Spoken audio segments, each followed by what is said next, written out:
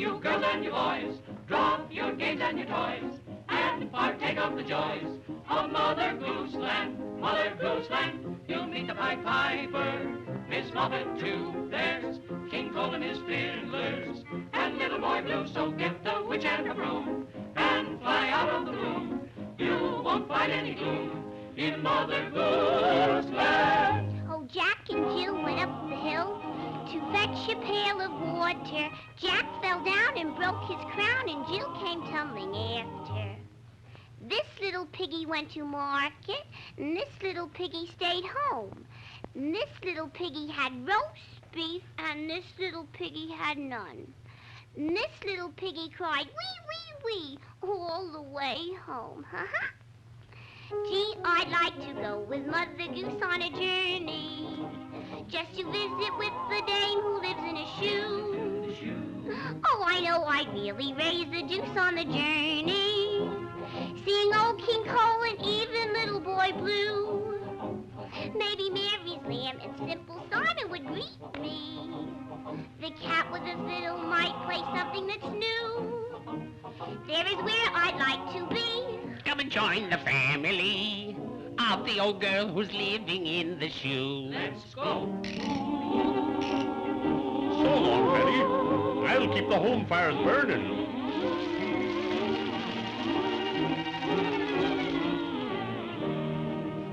I don't care what's down below. Let it rain, let it snow. I'll be up on a rainbow, sweeping the clouds away. I'm fighters who always win. Arnold who can take it right on the chin and grin. And so I shout to everyone, find your place in the sun, up on top of a rainbow, sweeping the clouds away. Let the whole world sigh and cry, 'cause now he's sweeping the clouds away. Little Jackie Horner leaves his corner with a plum upon his thumb, and he merrily beats a plum upon the drum. Mary so contrary isn't so contrary as she used to be, for she laughingly follows him to have some new fun. member to Mother Goose Land, Betty Boop. Humpty Dumpty fell down off the wall, and the frog began to yell, and the frog began to yell. Hello, Tom, the piper's son, Jack and Jill and everyone. Young Tom Thumb, come play your drum with a dum to little dum dum. Humpty Dumpty, oh hear my plea. If you fall, please fall for me. Fiddlers three, come play for me with a dum to little dum dum.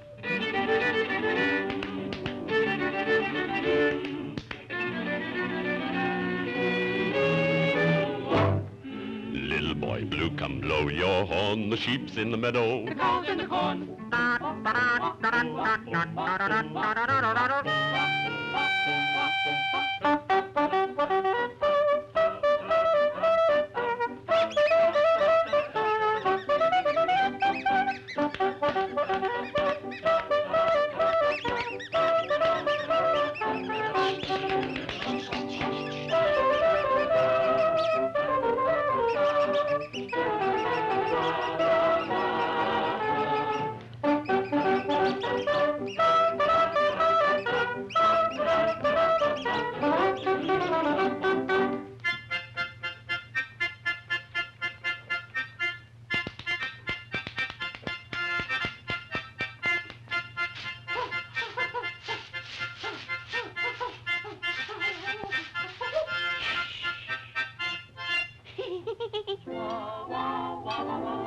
Little Miss Muffet sat on a tuffet, eating her curds and whey. Down came a spider and sat down beside her.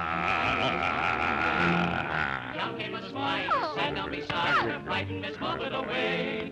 Humpty Dumpty sat on a wall. Humpty Dumpty had a great fall. All the king's horses and all the king's men couldn't put Humpty together again. The woman in the shoe had a family that always kept her life in a jamboree. She couldn't keep them all together, just 53. Hi-do-do-do-do, the cat and the fiddle, the fiddle. The little dog laughed to see the sport, and the cow jumped over the moon. Oh, yeah?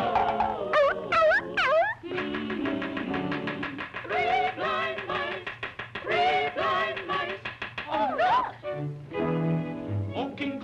merry old soul, and a merry old soul was he. He called for his pipe, and he called for his bowl, and he called for his fiddlers three. Sing a song of sixpence, pocket full of rye, 420 blackbirds baked in a pie. When the pie was open, the birds began to sing. Pack up all my care and woe, here I go, singing low. My blackbird, when somebody waits for me, sugar sweet, so is she. My blackbird, no one here can love and understand me. Oh, what hard luck stories they all hand me. Like the light, I'll arrive late tonight. Bye-bye. Here I go, singing low. Bye-bye, blackbird. Where somebody waits for me, sugar sweet, so is she. Bye-bye, blackbird. No one here can love and understand me. Make my bed and light the light. Day to night, blackbird, bye-bye. Ring around the rosy, and the fun of Rosie. All the girls in our town, and for Uncle Josie. Ring around the mulberry bush, mulberry bush, mulberry bush. Ring around the mulberry bush, my fair lady. Boop-a-doop-a-doop-a-doop. Boop-boop-a-doop.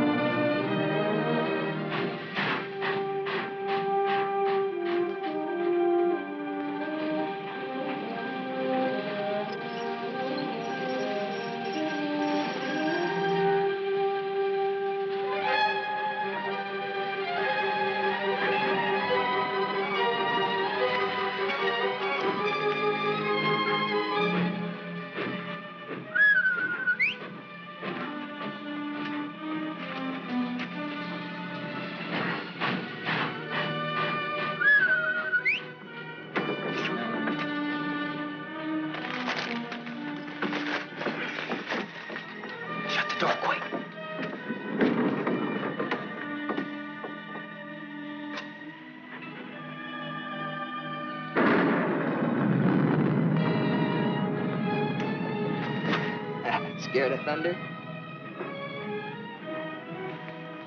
No. I like it. That's good, because there's going to be more of it. I brought you food. For the kitten, too. Did you steal it? No, I bought it. Oh. And if we get caught, don't go making up any stories that I did. I'm in enough trouble as it is. You and your kitten. You want me to go back, Sam? Shut up and eat. They looking for me? Your aunt's got every cop in Iverstown peeping through keyholes. You won't let them find me. You always come running to me. Got nobody else to run to, Sam. The circus is leaving town tonight. Their train will go right through here. When it does, you just follow me. You run with all your might, and when you grab on, grab tight. Don't you worry about me, Sam. Shh, quiet.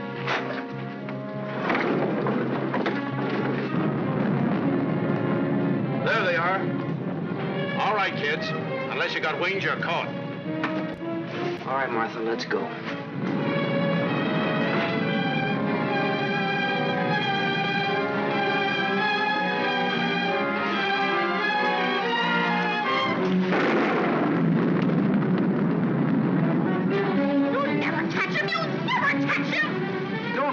you chump. All right, miss. We'll take you on home to your aunt.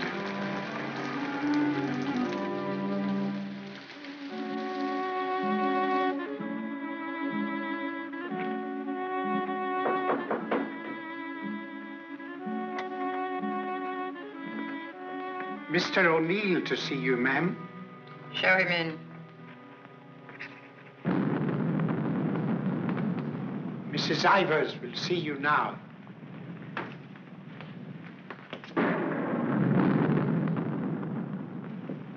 Good evening, Mrs. Ivers. Good evening. Good evening, Mrs. Ivers. I have good news. Martha... What about her? Martha has been found. I know. Well, it was Walter who was really responsible for Martha being found. He told the police where she and that boy, Sam Masterson, usually go. Well, isn't that so, Walter? Yes, Father. The boy will be rewarded. Well, he's a good boy. And he's bright. If I could afford it, I'd send him... Send him to a school like Harvard. I guess I've mentioned it before. Many times. Yes, madam. Take the boy to the kitchen, Lynch. Give him some ice cream. You may give him a piece of cake, too. Go along. Thank Mrs. Ivers, Walter. Thank you, Mrs. Ivers.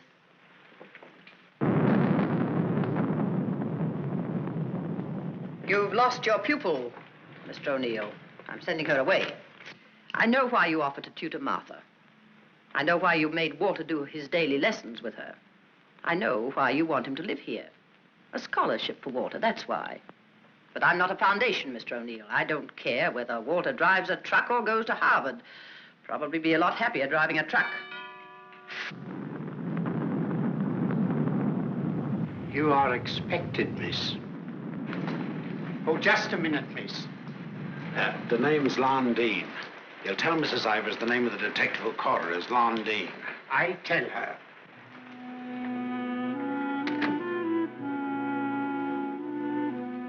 I'll take your furs, miss. No. You'd better, miss. You know how she feels about that cat. I'll bring it up to your room.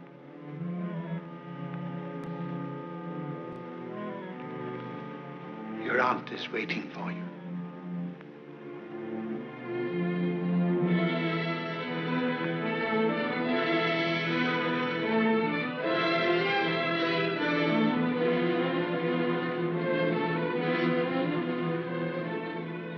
Come closer, Martha.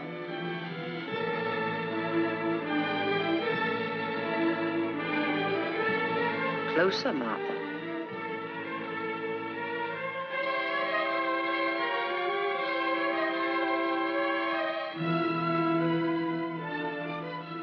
Look at me.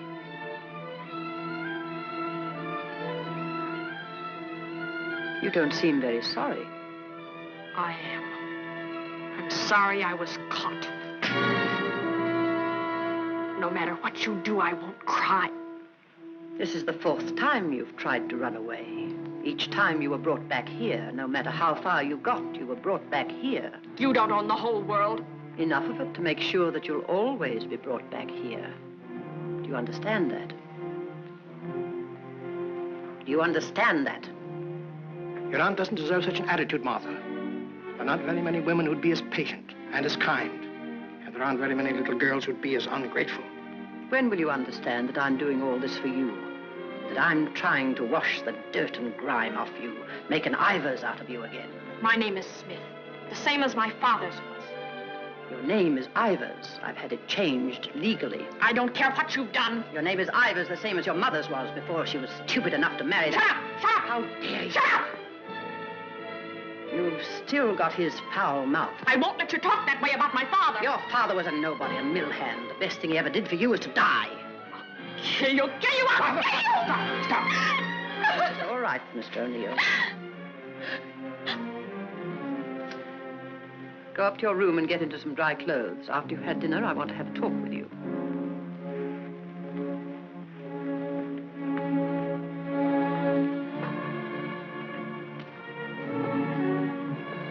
It's late. I'll go get my son. Good night. Stay. I'm upset. I want someone to talk to. Yes, Mrs. Ivers. Lynch told me to sneak bundles to you. I thought you'd be hungry, so I sneaked the milk, too.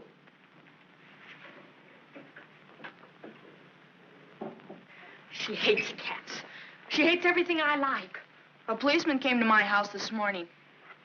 He asked me if I had any idea of where you could have gone. My father said it was my duty to tell them. Your father. I didn't say a thing. No matter what my father told your aunt, I didn't say a thing.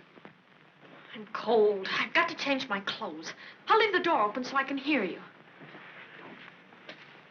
My father says you're foolish. My father says that someday you'll have everything in the world. My father says that if we only had one little part of what you'll have, I could go to Harvard. You're what? I could go to Harvard. The lights! What happened to the lights? They went out. I think they went out all over the house. There's a candle and matches on the table near the wall. Oh, you stand still. I'll do it.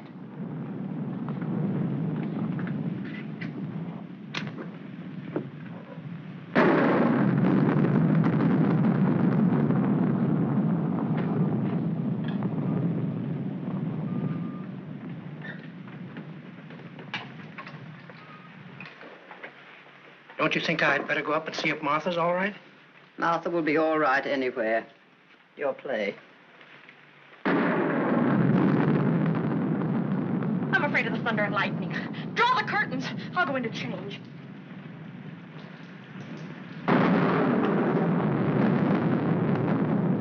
Martha!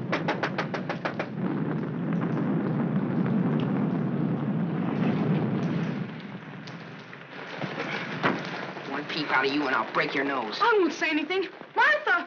Martha will tell you I won't say anything. What is it? Sam! You see, Walter, I told you they'd never catch him. Sam, button me up. I came to say goodbye. I thought it over, Martha. It's better for you here. I won't stay here. I hate her. All you gotta do is play smart with her. I'm going with you. Now you listen to me. I don't want to listen. It's late. I gotta go. Let him go, Martha. If he's caught here, he'll be sent to reform school. Mrs. Ivers said so. They gotta catch me first. All right, Sam. If you won't take me, I'll go without you. I'll go off by myself. Okay, then let's go. I want to run up to the attic. I want to get a couple of things.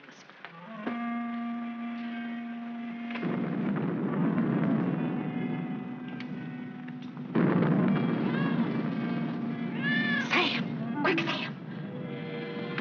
Sam, Bundles. She's going downstairs. Sam, my aunt. I'll get her.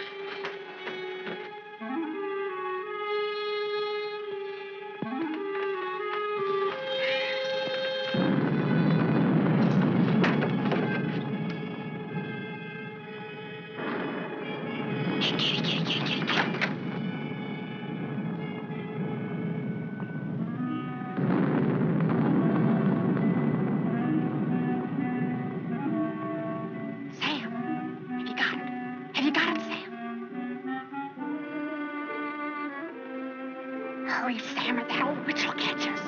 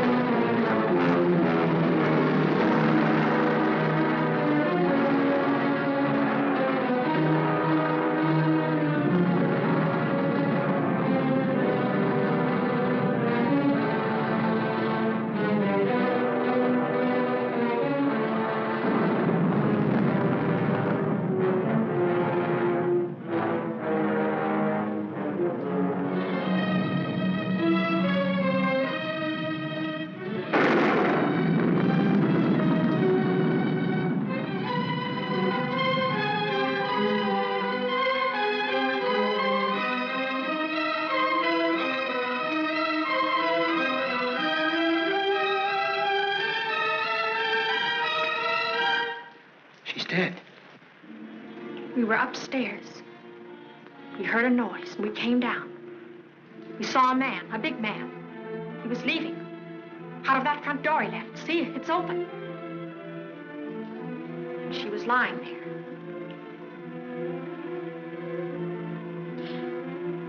And this was lying there, too. I picked it up.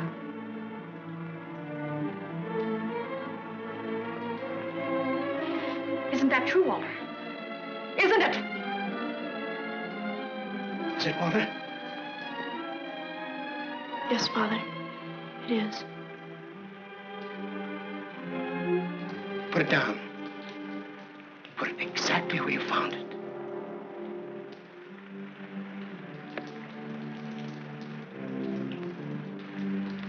Both of you better go upstairs. I'll phone the police.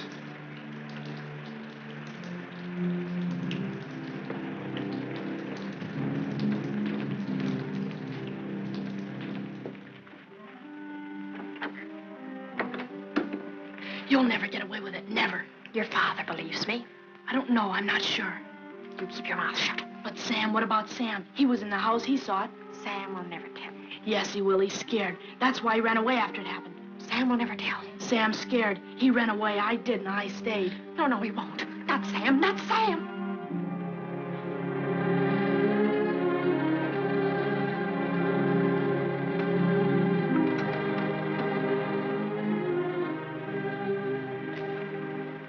I want to talk to you both.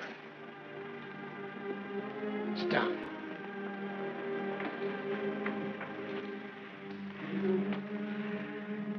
Now, when the police come, you will tell them exactly what you told me. Do you understand, Martha? Yes, Mr. O'Neill. And you too, Walter? Yes, Father.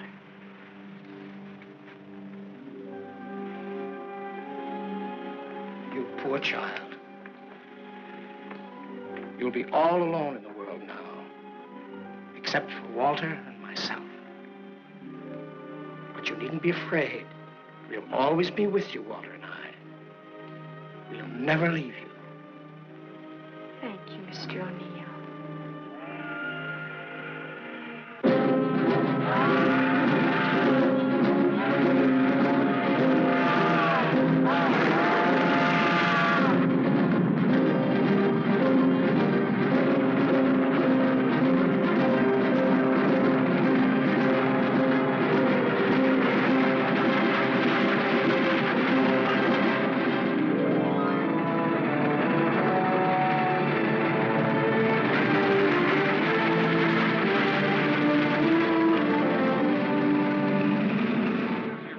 At the fairgrounds last week.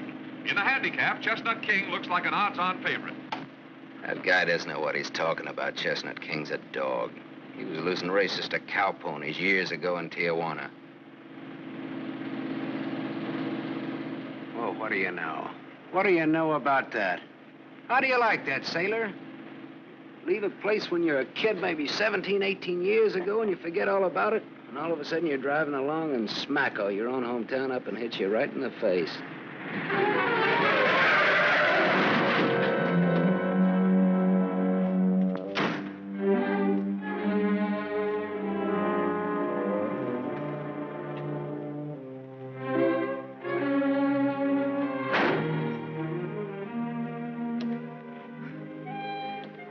End of the line, sailor. Come on, wake up.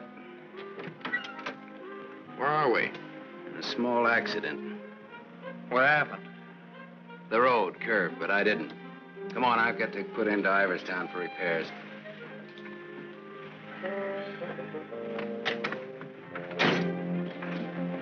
Next time, I pick me a guy that don't fall asleep. Welcome to Iverstown. Well, maybe this time they mean it.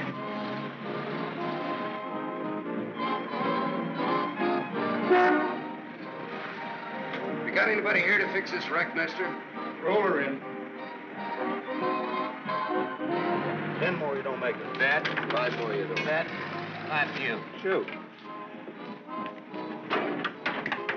more, you don't make it.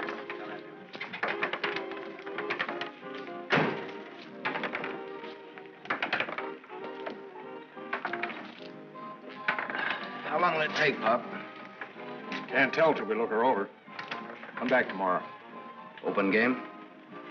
Nope.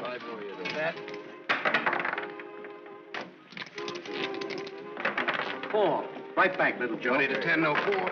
You got a bet. Come on, Harry, make 4. 7.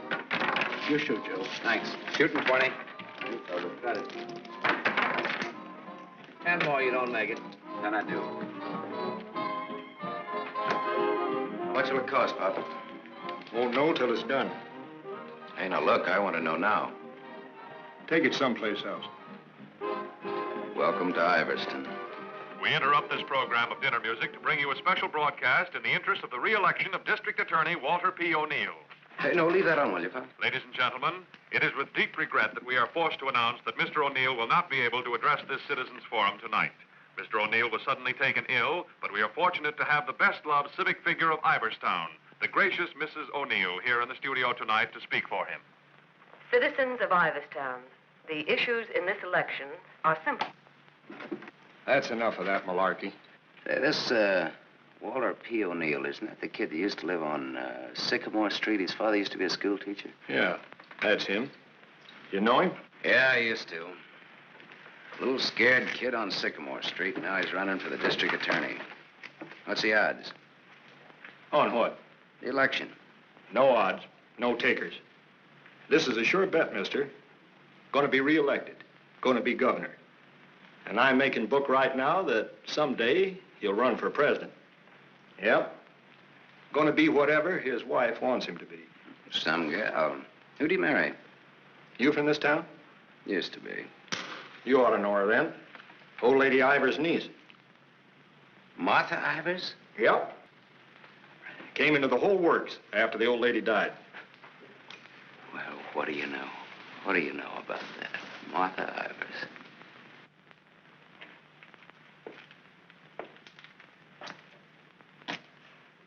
I don't know. You still look like a scared little kid to me. Hello, Gallagher. Hey, wait a minute. Do I know you? Sure. I'm the guy who tossed a rock through that window once. The guy who chased me. If I chased you, I'd bet I caught you. Come to think of it, I believe you did.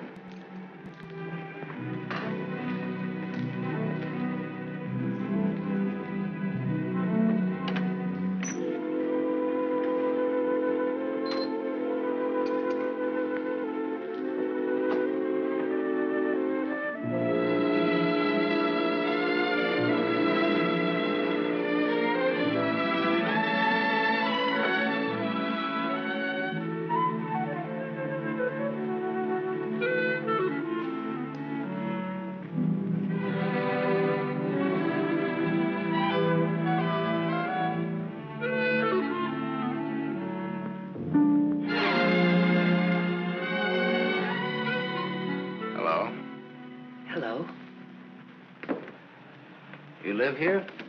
Used to. Who runs this place? Lady, the name of Mrs. Burke. She's not home. You waiting for her? Just came back to get my things. I've been away for a while. I'm waiting for a taxi. I used to live here, in this house, 17, 18 years ago. I was born here. Don't kid me, you're older than that. Well, I didn't move right after I was born. Got one to spare? Got some more matches? I can have these. Got the time? Yeah, it's 11:15. Now, ain't that just dandy? And I've got an 11:30 bus to catch. You can still make it. Now, if the taxi doesn't show up fast. Know anybody who lives around here the name of Masterson? No. Know anybody in town at all by that name? No, I'm from Ridgeville. Is your name Masters? Yeah. You mean you're just getting home after 18 years? Well, 17 or 18.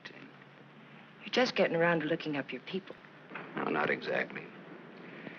I just happened to be driving through on my way west and got more or less curious, that's all. Well, good luck. What you gonna do? What do you mean? I mean about your people. Well, I don't know. Maybe nothing.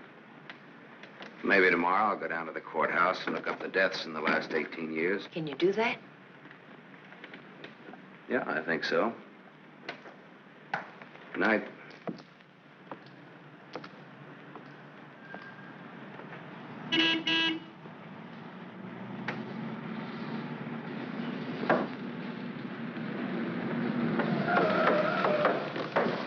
The bus terminal. Please hurry. I've got an 11:30 bus to catch.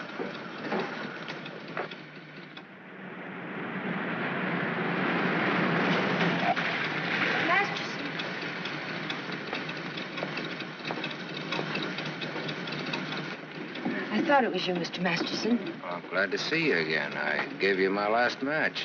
Want to lift any place on the way to the bus station? You talked me into it.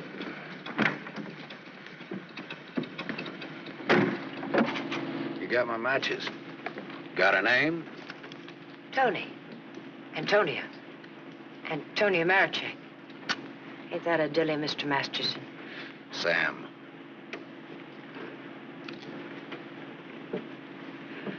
Please hurry. The depot's just across the tracks. You still got 4 minutes. You'd have made it if you didn't stop to pick up your chant. Might be able to chase it. I can get a bus back to Ridgeville tomorrow. Maybe I won't get a bus back to Ridgeville. Maybe I'll go someplace else. Maybe in another direction. Chicago or further west, maybe. Have you ever been out west before? No. I've never. But maybe I will. What's it like? Big.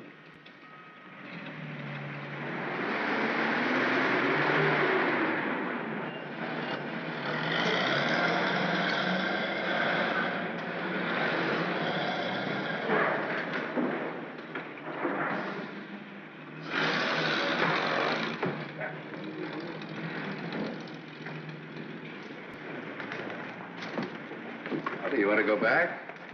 Can't go back there. I'll have to go someplace else. Do you drink, Sam? Yes, I drank. I'll buy you one. Okay. Too bad. You want me to check your bag in the station here? I don't know. I guess I want it at a hotel. You want me to take you there? Do you happen to be at the Gable Hotel? Yeah, Can I go there? it's a public place. Yeah. Tell the clerk that Sam Masterson wants a room for a young lady. She'll register when she gets there. Yes, sir. Thanks. Keep it.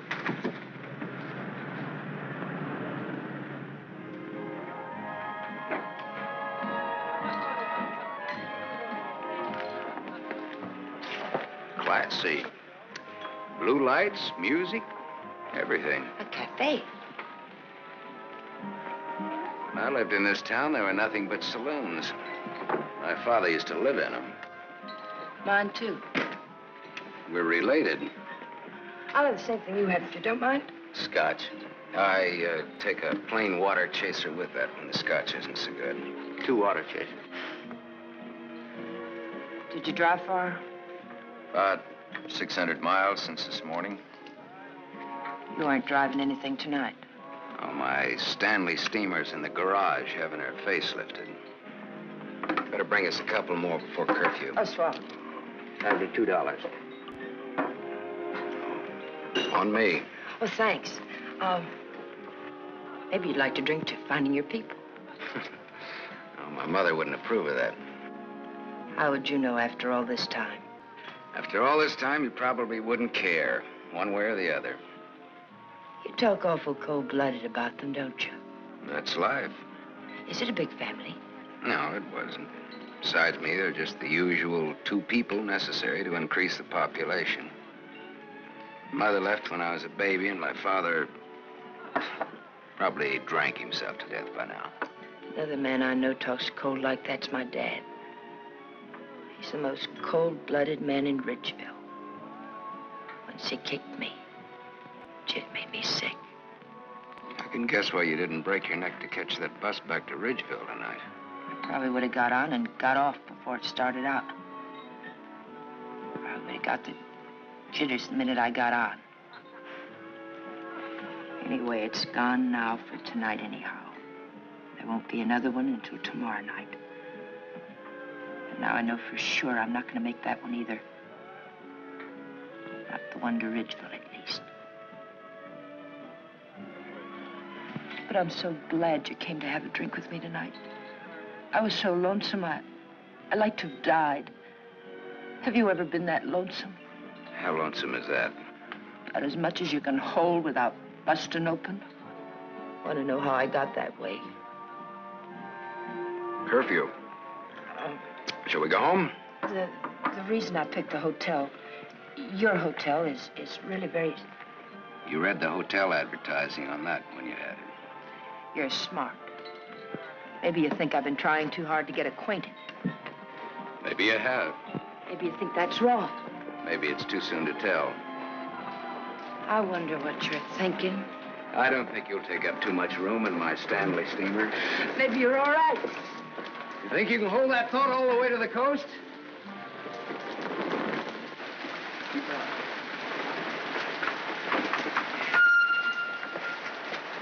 We better wait here for a minute. Hey, I want to ask you something. Does that guy look like a scared little boy to you?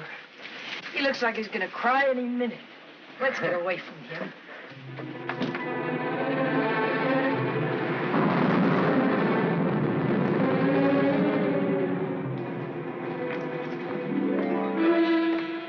Is Mr. O'Neill in? No, madam. Not to my knowledge.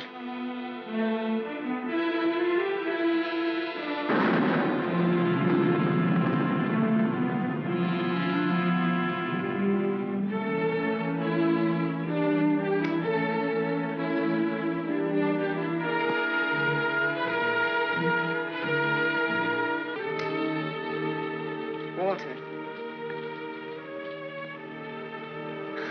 Hello.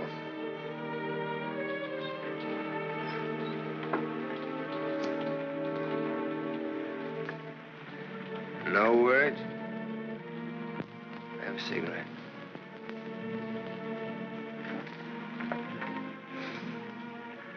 My lady's lips.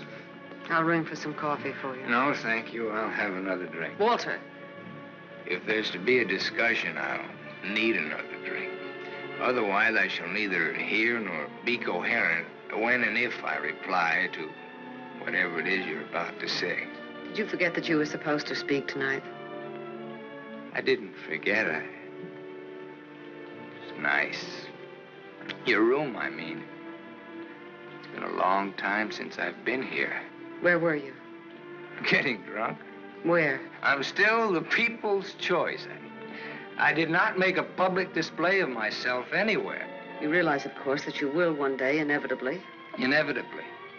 It's your career, not mine. What's mine is yours. Don't you think I'm entitled to an explanation? What do you want me to say? I don't want to put words in your mouth. I'd prefer that you would. All right. When did you get drunk? Where did you get drunk? Why did you get drunk? Don't stand over me like that. I'm a sentimental man, Martha. I started to get dressed, and then I realized it was the 4th anniversary of my father's death. I thought it'd be nice if I went to the cemetery and laid a wreath of flowers on his grave. However, I never got there. Sentiment overwhelmed me. I stopped off to have a drink to his sainted memory. As I drank, I thought to myself, it's such a pity that my father isn't alive. To be able to see for himself all his dreams come true. The dreams he worked so hard for. His son, a famous man, married to a beautiful and wealthy woman. All right. Now tell me why you got drunk. Because I couldn't get up and speak before people. Walter, listen to me. What's done is done. The deed's done, not the thought. You've got a life to live. I don't know. I'm not sure. A brilliant career. My father always said that. Your father was right. He was never right about anything. From the day he walked in and found your aunt on the floor. I told you I never want that mentioned. The day he sat beside you in the courtroom. As I, the public prosecutor, demanded that the state take the life of a man for the brutal murder of Mrs. Ivers. And my father said nothing. I looked at him, but he said nothing. Your father was a realistic man. My father, may he rest in peace, was a greedy man. The man they executed was a criminal. If he hadn't hanged for that, he would have hanged for something else. A man was a man, and justice is justice. That's the way it is. I can't get up and speak before people.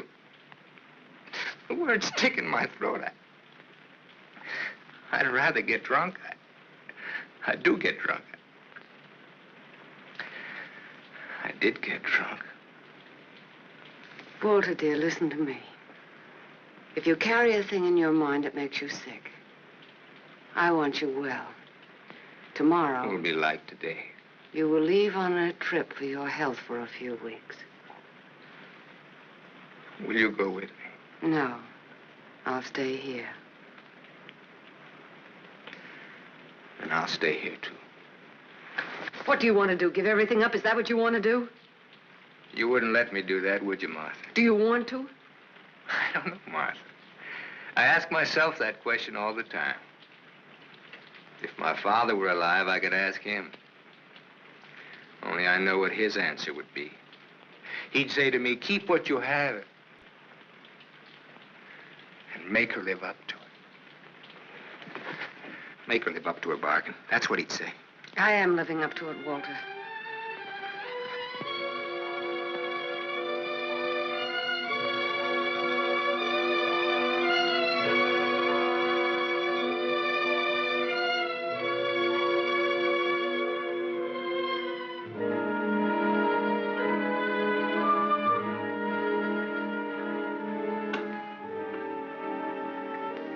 There's another drink left.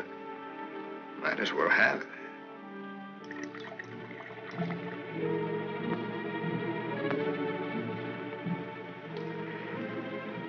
The bottle's empty now. Good night, Martha.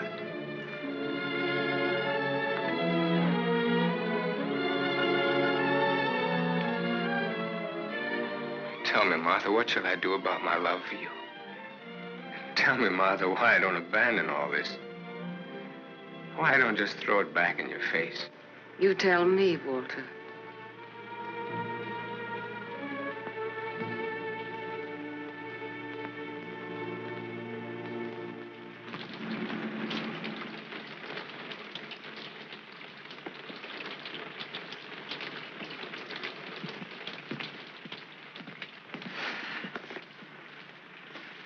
Well, this is it. Not good, not bad. With bath? With bath, and come out, wherever you are. With bath, eh? There's half as many baths as there is rooms. Half the rooms has baths and half hasn't. That's one way of looking at it. Another is, for each 2 rooms, one has a bath in the middle and the other hasn't. Or, you might say, there's a half a bath to each of 2 rooms. How is that again, now? There's half as many baths as there is rooms, and if the 2... Sorry. I've already sent the boy with those bags up to your room, Mr. Masterson. Oh, well, they belong to Miss Marichek here. They came in my name because she wasn't registered yet. I missed my bus to Ridgeville. Oh, that's too bad.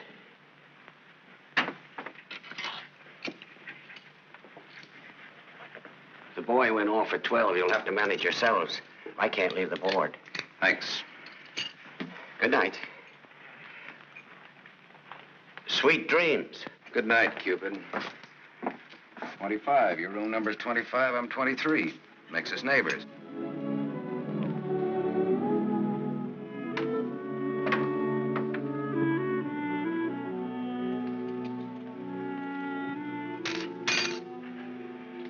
Why did you buy a ticket to Ridgeville if you didn't want to go back home?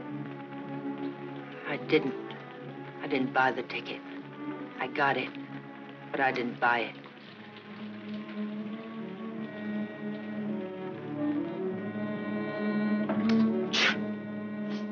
You all right? maybe. Better get out of those wet clothes.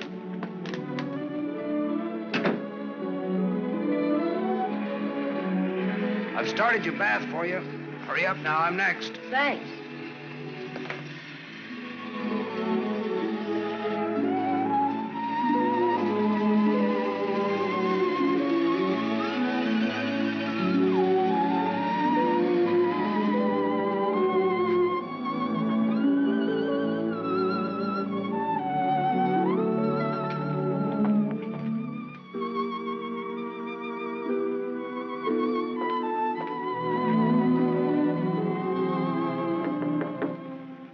Okay?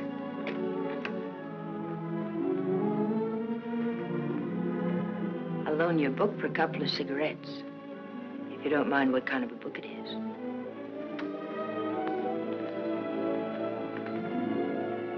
That pine soap makes you tingle all over. There's something very personal about soap. It's almost as personal as a toothbrush. I won't use your toothbrush. Where's your book now? You don't care what kind of a book it is? Suspense is killing me.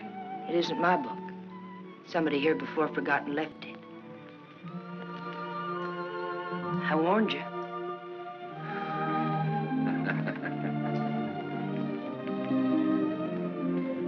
There's one in every room of the hotel. There's one in practically every room of every hotel in the world. It tells all about it there in the first page or so.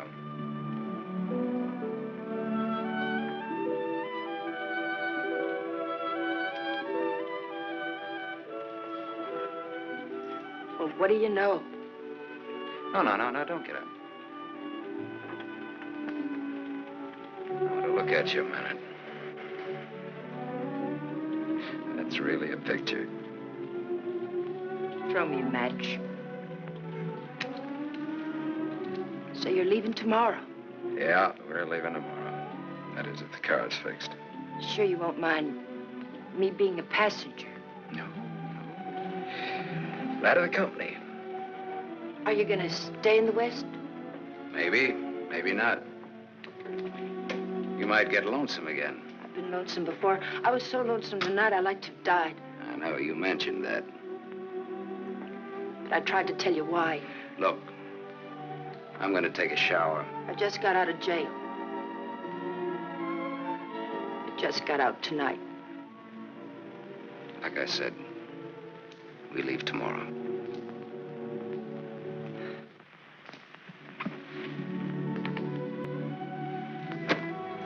I think you like that.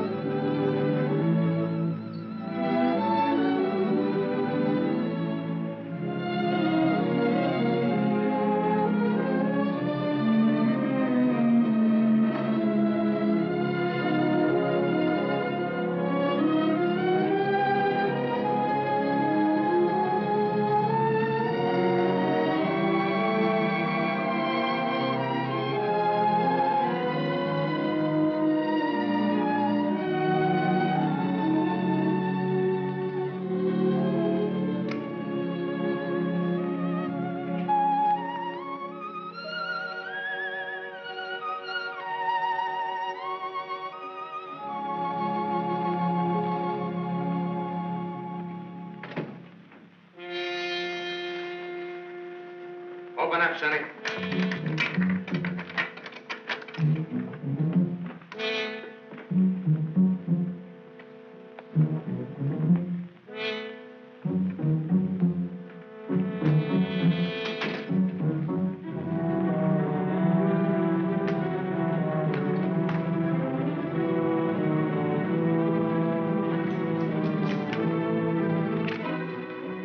Try that door.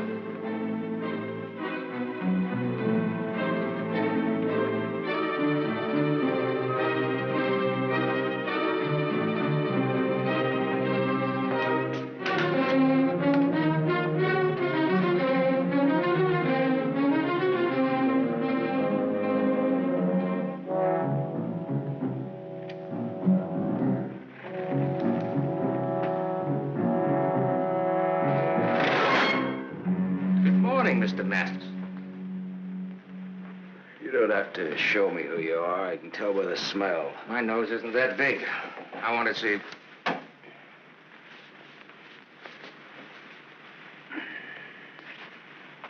The chief sent us up here to ask you a couple of questions.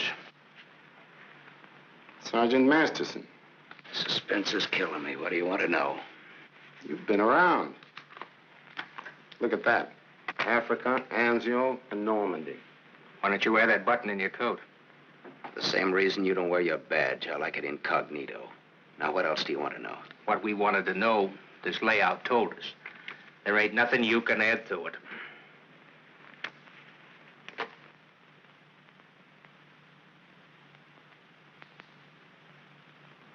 She didn't get in an accident, did she? She's in the can for a nice long stretch. What's the charge? Violation of probation. Probation for what? Theft. Terms of her probation when she was released yesterday was that she returned to her home in Ridgeville. An hour ago, we picked her up at the depot and she tried to cash the ticket. Well, maybe she wanted to go by train. Maybe she wanted to walk. There's no law that says That's not the reason she gave, wise guy. No? No. The reason she gave was that she'd got a job. Said you were her employer. Well, what's wrong with that? Nothing if you can prove it. But take a tip from me, Bud, don't try it. Jake and me don't like to waste our time testifying in court. But we will. So long. Exhibit 8, Bud, in case you get stubborn. Hey, now, wait a minute, copper. All right, leave her things alone. You want to come along, soldier?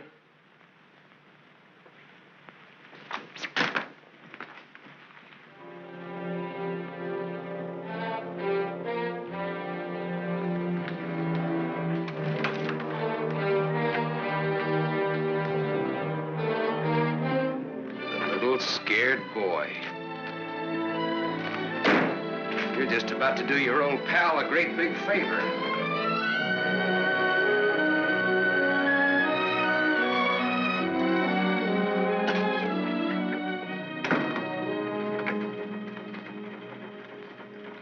How do you like the way the election's going this beautiful morning? The election's going good every morning.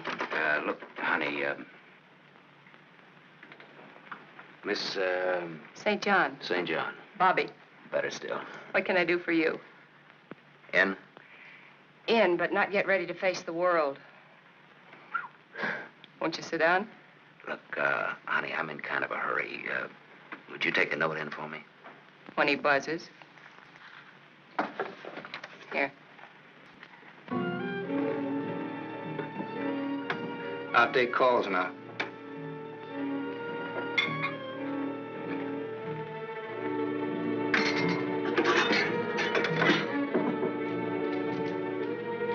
Come in. There's a gentleman to see you. He says it's very important. Tell him I don't want to. Wait a minute. Never mind, I'll tell him myself.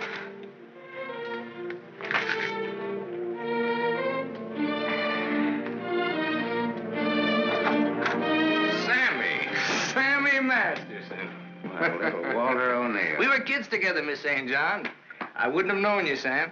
Well, I wouldn't have known you either, Walter, only I saw your picture. My picture? Oh, yes, yes, of course. I don't want to be disturbed unless it's very important. Yes, Mr. O'Neill.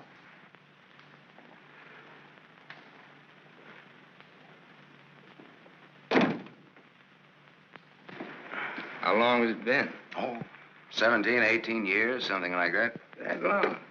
We were just kids, remember? The three of us? Yeah. The three of us. Thanks. What's she like, Walter? Beautiful. I married her. I know. You've done all right. I guess so. And you, what have you done? Knocked around, seen a lot, I guess. You know, Had some fun, maybe? What have you done mostly? Lately or mostly? Mostly. Gamble. You mean gamble? Sure. That's my business. Perhaps this is where I should remark that all life is a gamble. You don't need to bother, I know it. Some win, some don't. You needn't have made that point. I'm sorry, Sam. This has been a stuffy conversation. Oh, would you like a drink? Isn't it a little early in the morning? I haven't even stopped for breakfast yet. The occasion. You talked me into it. Fine. Nice of you to look me up, Sam. Well, I wouldn't have bothered you, Walter, only, I met a girl, and you can help. You don't look like you need help with any girl. Now, this trip out I do. This kid's in jail. What's the charge? Violation of probation.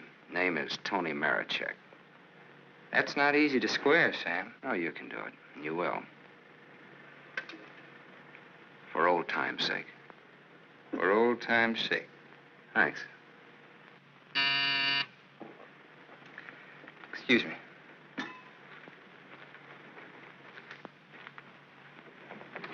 Mrs. O'Neill is here to see you. Please have her wait. She usually drops in on her way downtown. Oh, I'd like to see her. Have Mrs. O'Neill come in. Yes, sir. Oh, I'm sorry. I didn't know you were busy. I'll wait. Hello. Hello. The name is Masterson. Sam Masterson. I'm sorry.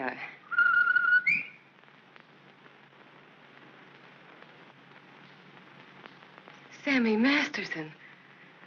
Oh! Oh! Hello! Well, I'll do that again. Hello. You should have called me. He just came in. Well, you've grown to be a big boy, Sam. Well, I always was big for my age, you remember? Yes, I remember. Anything else you remember? Oh, well, there are lots of things. I never figured that a skinny little mutt would grow up so beautiful. I thank you for my wife. That sounds funny. What does? Well, you're saying my wife. Does it? Oh, now, don't get so, Walter. I mean, well, I've always thought of Martha's... Well, you know how it is. You keep something in your mind since the time you're a kid. How long are you staying, Sam? Well, that all depends on our district attorney. Oh? Yeah, I may have to pull out in a couple of hours. Oh, that's too bad. That's the way things are, you know.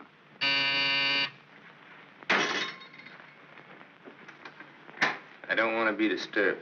Well, that's all right, Walter. You're a busy man, so I'll blow. And, thanks. Thanks for everything. So long, Martha. Aren't you glad now you missed that circus train? I don't know. Where can I reach you, Sam? Oh, the Gable Hotel. And you will do that for me, won't you, Walter? I'll try my best. You do that. And here's hoping you win that election. Thanks. I will. What, sure thing? Ask Martha. Sure. Sure thing. What odds you give it? A sure thing is never a gamble. No? What odds will you give that that's a fact?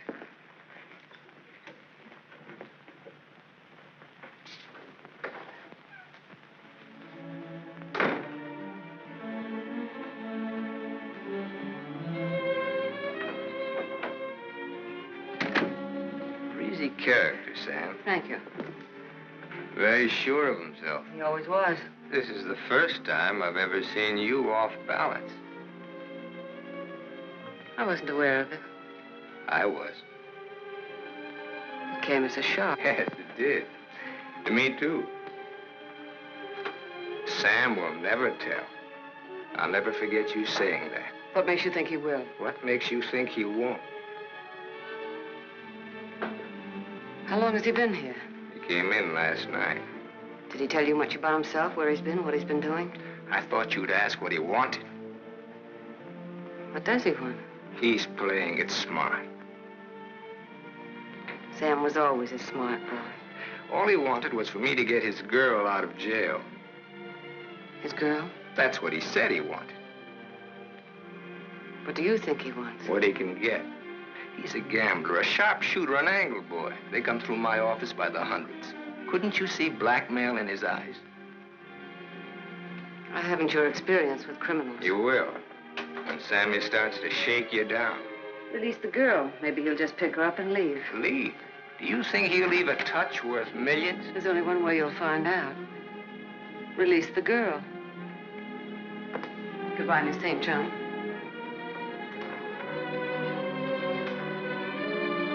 Yes, Mr. O'Neill. I want a routine check on a Samuel Masterson, non-resident, registered Gable Hotel. Miss St. John, close the door. I want a routine check of all garages. One of them has his car. Stay here, please. I want to check up on all local banks. Get that private detective McCarthy and tell him to come right over.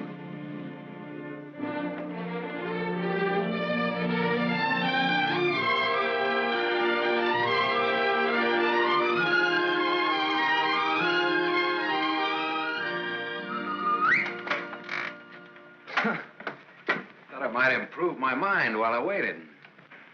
Boswell's Life of John? Surely you didn't expect to wait that long. I was just going to look at the pictures. I found your message when I got back to the hotel. I asked you to phone.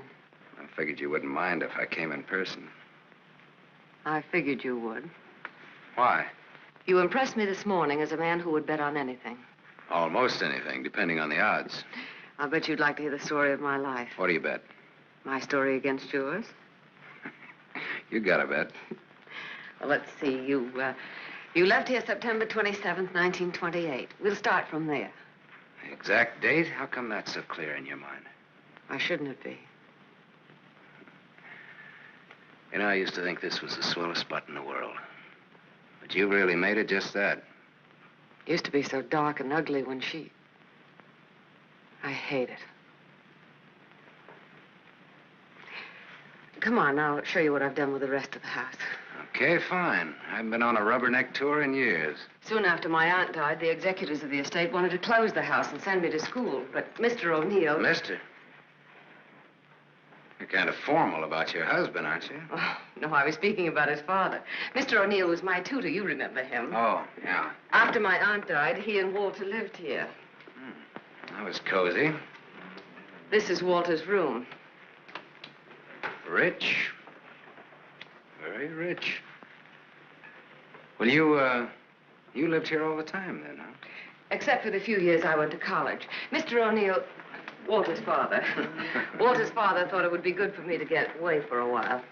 Mr. O'Neill, Walter's father, he sort of took care of everything, didn't he? Yes. Yes, he took care of everything. You didn't like that? Let's talk about something else. What do you want to talk about? Pick a subject. This is the dining room. Isn't it kind of crowded? All right. I pick Walter as my subject. When did you marry him? When or why? I ask when. When I finished school. All right. Now, why did you marry him? Pick another subject. It's your turn. You. An open book. I went out of this town with the circus, the one you were supposed to go with. Made friends with the animals and lived happily ever after. Almost. Almost? Yeah. I got ambitious, and that tore it, but good. I got so I wasn't satisfied just being friendly with the animals. I got so I wanted to own the animals. So I bought some animals. Well, my lion got the mange and gave it to the monkeys. The animals became a responsibility and a liability. I lost all my hard-earned cash and ran like a thief out of there with a great yen to become friendly with people. Now, on that, I had some success, me being a gambler and people being what they are. Well, that brings us up to my 21st year, when I became a man, officially. How did it feel to become a man officially? I felt I'd been there before. How did you feel about becoming a woman officially? I felt I'd been there, too.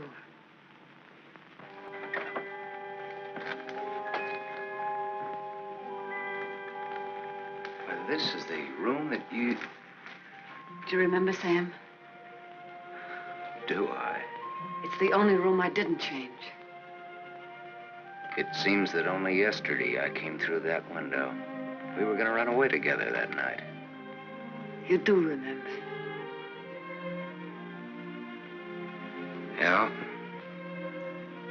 And it was Walter who let me in. I come here often, Sam. Little girls grow up. They never get through playing with dolls. There was a storm that night, thunder and lightning. I was afraid of the thunder. Why, in the freight car that night, you told me you weren't. I didn't want you to know. I wanted to be like you, never afraid of anything. You remember that too, don't you, Sam? Things come back to you. Don't say it like that, Sam. Not to make me feel good, but because it's true. All right, it's true. We were just a couple of kids. We're not kids now. No, Martha, we're not kids. No time for dreams. Only one dream, Sam. And it came true. You're here. So is Walter. About Walter and myself. Don't tell me. I want you to understand. I understand, Martha. I understood when I saw both of you together in the office. I watched the way he looked at you. Sam, if you stay in Iverstown... Well, I'm not staying in Iverstown. I'm sorry. Sorry that you ever left here.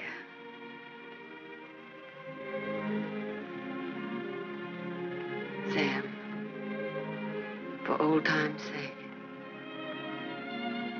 Yeah. Sure, for old time's sake.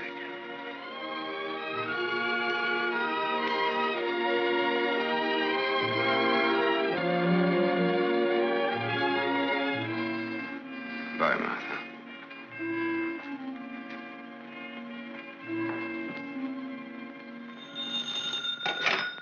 Dempsey's garage. Oh, yes, Mrs. O'Neill. Mrs. Walter O'Neill? Yes, ma'am. Well, it was a rush job anyway, and I'm rushed enough as it is. Don't mention it. Glad to be of service, Mrs. O'Neill.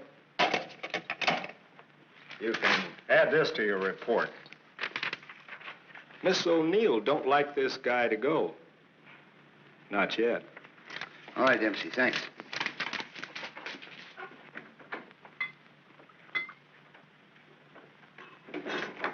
Drink?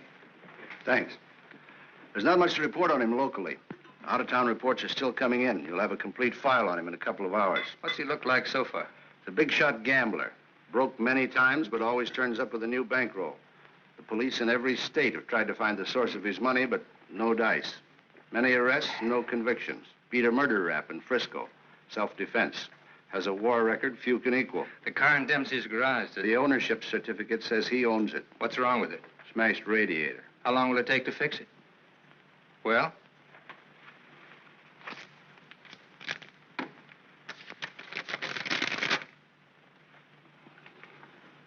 Who did Dempsey get this call from? Didn't you check that?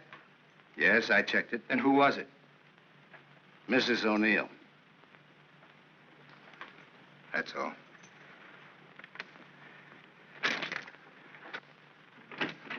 Yes, Mr. O'Neill? Get me the county jail. I want the superintendent of the women's division. Yes? I have the county jail for you, Mr. O'Neill. Deputy Elizabeth Baker is on. Hello. That girl, the one I called you about before. Yes. Bring her out here at 8. I want to talk to her.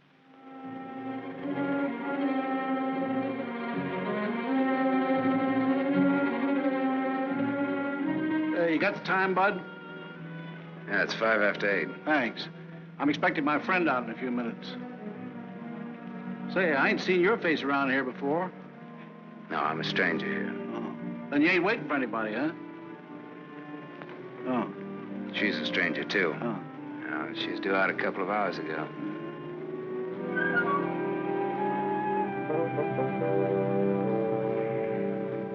You're in a lot of trouble, Miss Marchek. The law is very specific on violation of probation. It's specific about everything. You're serving a 5-year sentence. So I was told once before. You lied when you were picked up. You told the police you were employed by Sam Masterson. You think they would have believed me if I'd told the truth? Did you cook up that story between you? He had nothing to do with it. You're very fond of him, aren't you? You wouldn't want anything to happen to him. Does he feel the same about you? You wouldn't want to serve out that 5-year sentence, would you? What are you getting at? Remember, 5 years. And this time you'll have to serve every day of it. You don't have to. All right, get down to it. What do I have to do?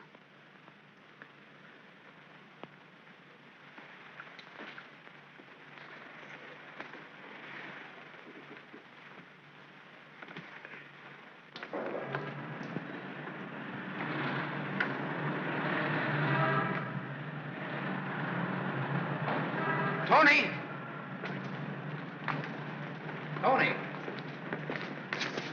Tony! Hello, sir. O'Neill phoned me, told me you'd be out at 6. O'Neill? Yeah, sure. The district attorney is an old friend of mine. I asked him to do me a favor, and here you are. You're late, but free. There was a mix-up. They lost some papers. Oh, well, I got worried about you. What's the matter, kid? Tony! Look at me. I'd like a drink. Oh, you're a cinch. You'll buy a dozen. Hey, taxi! I'm gonna toss you a real coming-out party. Hey, taxi!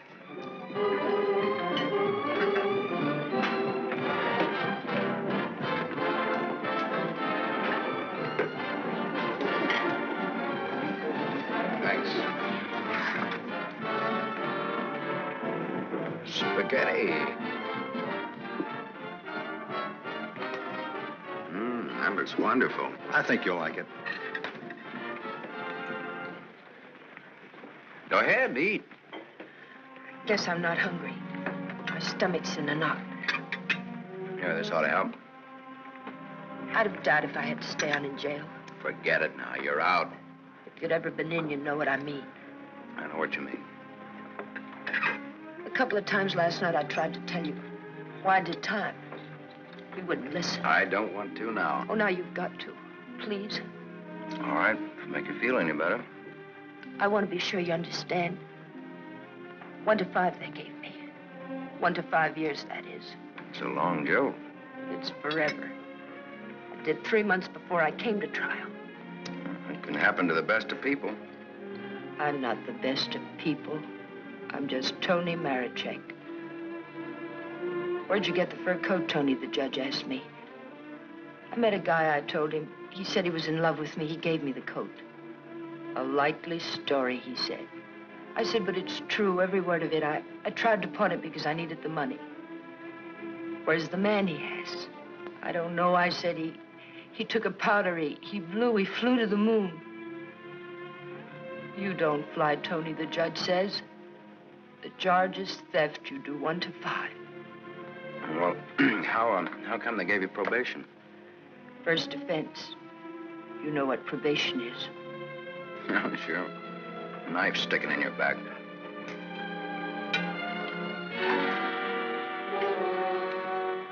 Still looking out for the cops? Relax now, you're free. I don't feel so good. You want me to take you back to the hotel? Oh, no, please. Let me sit here a while.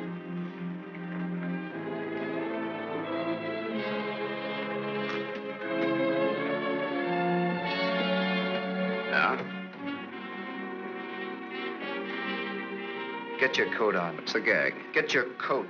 All right, Joe. What's the gag? I was up to your hotel. Nice layout you got there. Double rooms, connecting doors, and tall glasses. What did this guy tell you he'd give you when he picked you up? All right, Joe, there don't have to be any trouble. Forget it. She's my wife.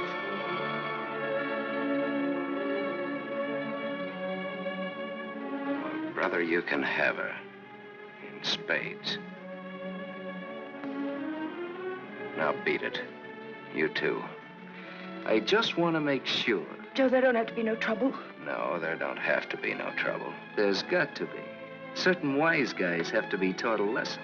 Certain wise guys have to be... Where do you want it, here or outside? Outside'll do me fine. There's an alley through the kitchen door. Sam. Shut up.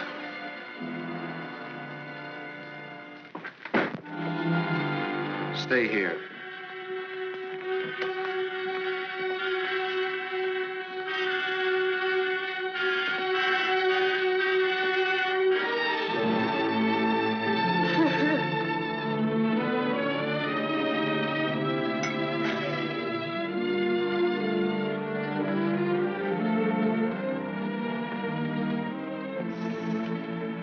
Okay, sister? You did a swell job. Now blow.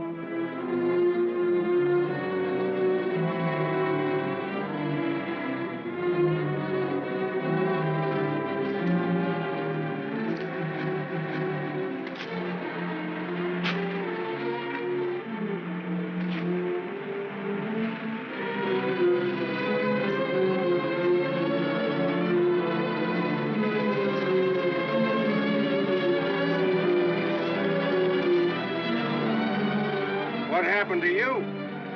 Not a thing. Just made up for Halloween.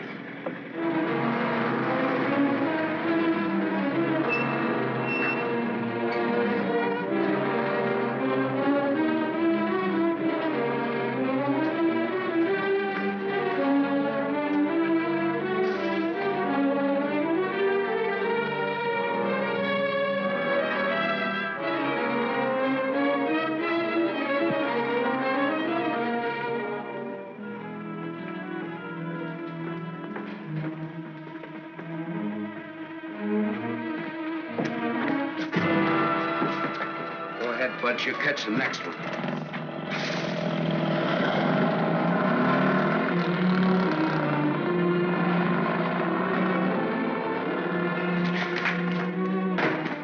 Cut that. Crime's not gonna get you anywhere. I'll stop. I ought to beat it out of you. I think maybe I got it coming. Why? Why? Last night in that restaurant, I kept trying to tell Come you. on, get down to it. Before they let me out, they took me to the DA's office. O'Neill? His name's Walter O'Neill. Yeah, that's right. That's his name. All right, they took you to his office. He asked me a lot of questions, mostly about you. Not me. About you and me. Huh? He kept asking me if I knew why you came here. He asked me that a couple of times. What else? Oh, a lot of questions I forget. Remember. My head's mixed up. Well, the goons, the ones who worked me over. They just wanted to scare you. O'Neill doesn't want you in town. They said if I didn't play with them, I'd go back to jail. Who said that, O'Neill? No, the other man, Mr. O'Neill, wasn't there by then. Cute kid. They said they wouldn't hurt you. Much. No more parole, they said, if I went for it. I'd do the whole 5, they said, if I didn't. I went for it. Go ahead and hit me, Sam. I've got it coming.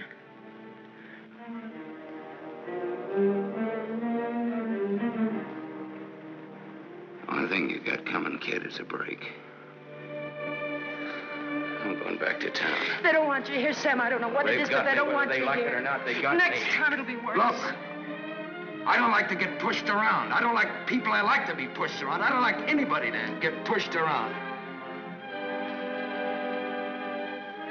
Kid, I'll tell you what you do. You grab the next bus out and I'll meet you wherever you say. I'll go back with you. Good. I wanted you to say that.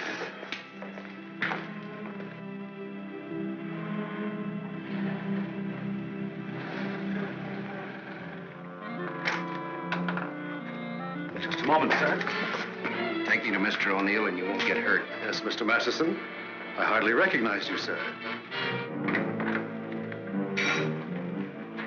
Tell your man to ask Martha to come down here. Tell Mrs. O'Neill that, John.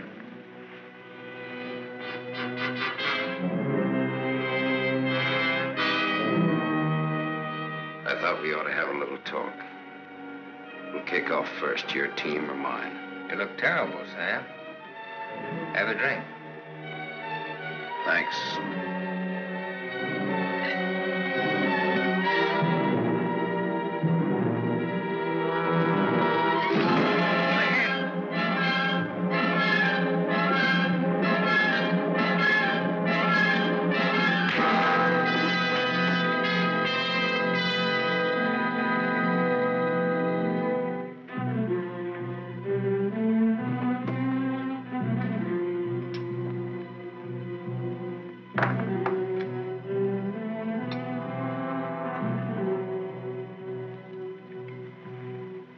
Report on Sam Masterson.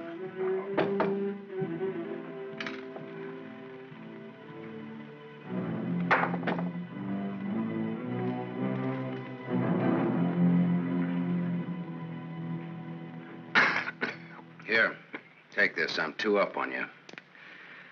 Thanks. You're out of shape, Walter. For a minute there, I thought you were dead. I was. I wasn't going to shoot. I wasn't gonna wait and see. Come on. I took a gander at this while you were out. I could have given you a much more detailed picture on Sam Masterson. I didn't know you cared. You know it now. Now I'll let Martha give it to you. Give him what, Sam? The facts concerning a guy called Sam Masterson and his attitudes towards life and love. Walter's got their own ideas. Sam, you're hurt. You ought to see the other guy. What happened? This. It fell out of a guy's pocket and hit me in the face. Private dicks. What's the trouble, Walter? Don't you trust your own cops? You're right, Sam. I hired the men who worked you over. The idea was mine. I thought it might scare you into not coming back. It hasn't. We're ready to listen to the current quotation on blackmail. Walter. Blackmail? I said blackmail. Now, what is the price? Remember, you're dealing with two old friends. Well, which one of you do I deal with? With me. Be at my office at the plant at 3. Okay. May the deal be profitable to all of us. Whatever the price is, that's it, Sam. Don't try this again. What happened last night can happen again. And worse. Don't try it, sweetheart. I make this a flat statement. I'll kill you.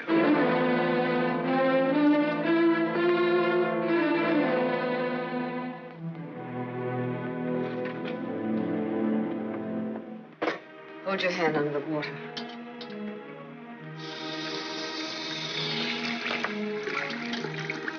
Now dry your hand.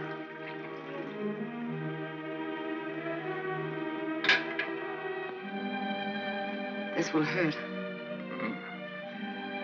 Even in pain at your hands. You were lucky.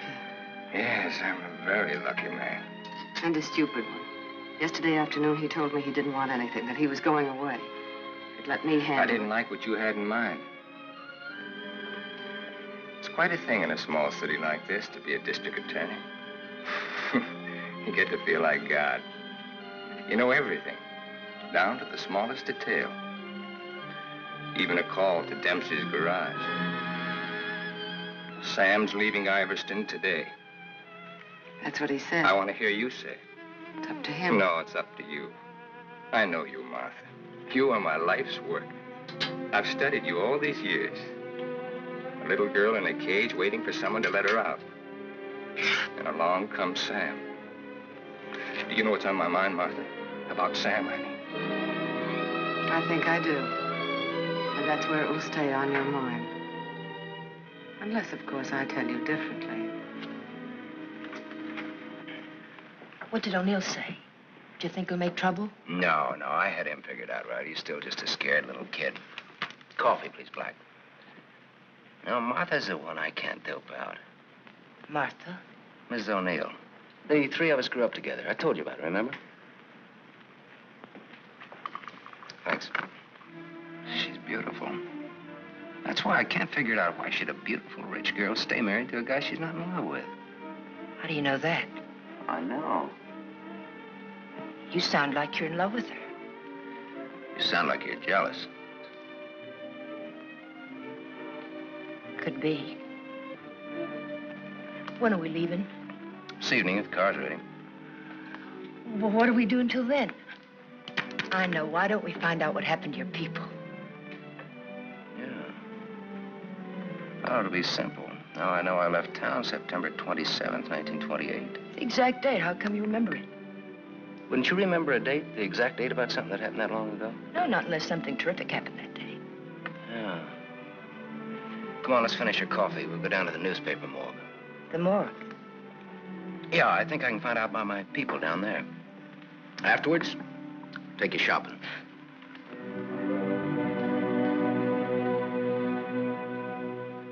That was a strange case. Went unsolved for years. Then one day, they picked up a guy who stuck up a garage or something. Someone who used to work at old lady Ivers' house. Came out at the trial that he was the one that knocked the old lady off. It's my favorite case. The picture of the guy. Doesn't look like very much, does it? Yeah, kind of a scared little rabbit. I watched him all through the trial. Never had a chance. O'Neill really did a job on him. Is that Walter O'Neill? Yep, same guy. It was kind of dramatic, though. Him being engaged to the niece of the murdered woman. He sure did a job. Jury was unanimous. What happened to him? Oh, they hung him. Interesting, eh? Solving a murder after all those years. It's all in the files there. Go ahead and read it. Oh, thanks, I will.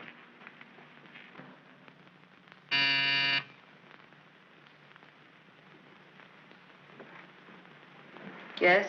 Mr. Masterson, by appointment. Send him in, please. 3 o'clock on the nose. On the nose. Come in, Sam. You should have kept me waiting. Big executives always keep people waiting. Didn't you know that? Good executives don't. I bet you're good. I am.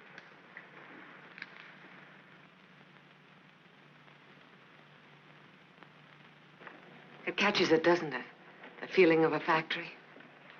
When you're out on this place, I couldn't get past the gate. Now I'm a guest. Or am I? I invited you here. Martha, did your aunt leave you everything? I was her only heir. I'll never forget the way she looked that night standing in the doorway, leaning on her cane. I don't want to talk about her. Okay. You look different than you did this morning. Clean and fresh. Yeah, well, it's the perfume I use that makes me smell so nice. I bet I smell as nice as you and Walter put together. What do you want? I think I've got what I want. I think I've got a gimmick. A gimmick is an angle that works for you to keep you from working too hard for yourself. Simple. Specifically, what is your angle? Specifically, half. Half of what? You tell me. All right, Sam. Come here. My father used to work here as a mill hand. So did my father, when he was sober. Now I own it. Now you're even. Now I'm even. I was 21 when I took it over. It had 3,000 workers then. It's got 30,000 now. Ran as far as that gate. Now it goes down to the edge of the river. And I did it all by myself. Without Walter, without his father. All by myself. Half of this should make quite a score. Half would make you my partner. That's what I had in mind. You went out of here a dirty little kid once before. That can happen again. I don't have to give you anything if I don't want to. But you do want to.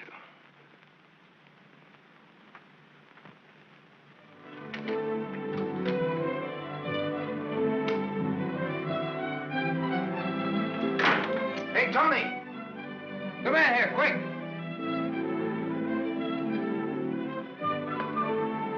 Yes, Sam? Make a wish. I went shopping. Any wish you make it, you got it. You feel good. Yeah, I'm high. I had a drink. What was in it? A bucket of gold. The dice came up 7. Tony, you bring me luck. I'm gonna wear you like a charm. You really think so, Sam? You really think I bring you luck? I know so. And that's an asset for a guy in my business. Tony Marichek asset. Tony Marichek, good kid. You stick around, Tony Marichek. Now I've got all the luck. I'm funny that way. I say what's on my mind. You walk down the street and a girl asks you for a cigarette. And imagine the time. Life is funny. That's philosophy. It's good, too. You want to know how it is with me, Sam? No, tell me. I've told you. And even if it's over, quick. Look, what you don't know, don't talk about.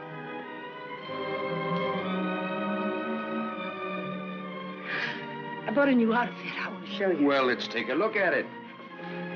$8.95. How do you like it? With you in it? Hello, Sam. Tony. Yes, Sam? I heard you talking. Well, even a crummy hotel like this has a switchboard. I have special privileges in this hotel, Sam. I own it. It's Miss O'Neill, Tony. Hello. So this is the girl. Tony's my name. Antonia Marichek. The sunsuit looks very well on her, Sam. She's got just the figure for it. She's a very pretty girl. I give another show at 8 o'clock. In your room or here? Tony. Yes, Sam. Miss O'Neill is sorry she said that. I'm sorry I said that. Okay, forget it. Tony, Yes, sir. I'm going out with Miss O'Neill on business. That's why you came here, isn't it? Yes? I'll be back after a little while. I got no place to go. I'll be here.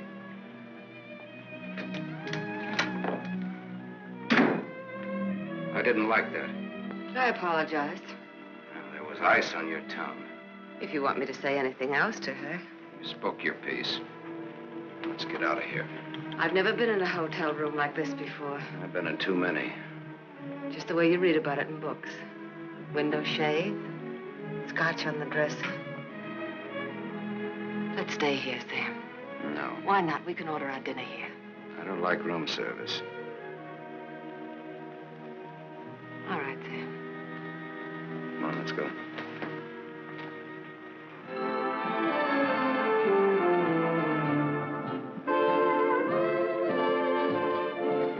What's your Tony Marichek really like? That's what she asked me about you. What are your plans for her?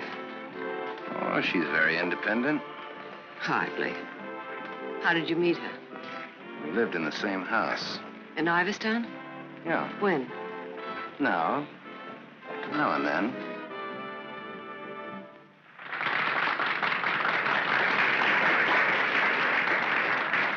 Well, let's go back to our drinks, huh?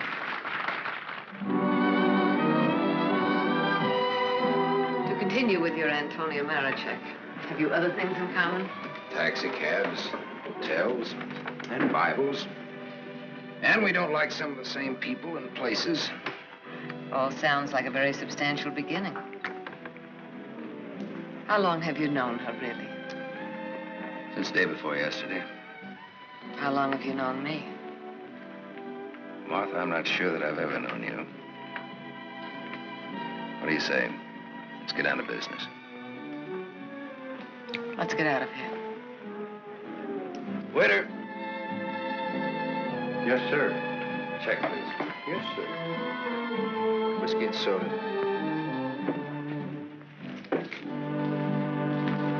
Thank you, sir. Wait outside. Sam, what is it? Wait outside.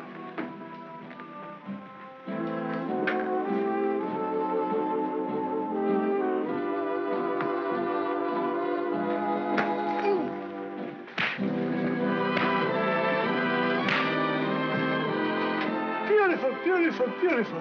Give that back to him when he sobers up. Tell him I run an honest book. I always pay off.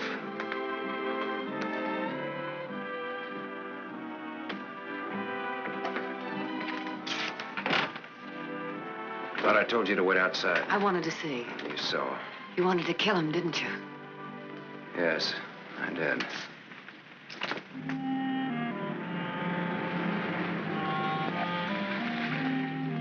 This the spot? Yes. I like your car. You know what happened to Lot's wife when she looked back, don't you? What? She was turned into a pillar of salt. What happened to Lot? Well, he got away. He didn't look back. You know your Bible. You would, too, if you spent as much time as I did in hotel rooms. I'll take it up. Come on, let's get out of here. I love to watch the city from this spot.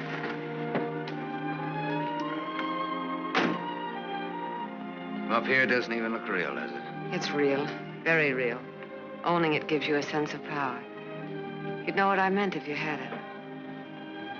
Ivers, Ivers, Ivers. Ivers. If anyone asked me my name now, I'd say it was Martha Smith. I smell smoke. Better take a look.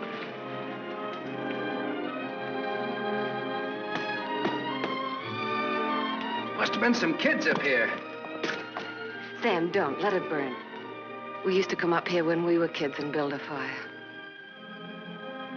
Ah. Let it burn, Sam. Okay.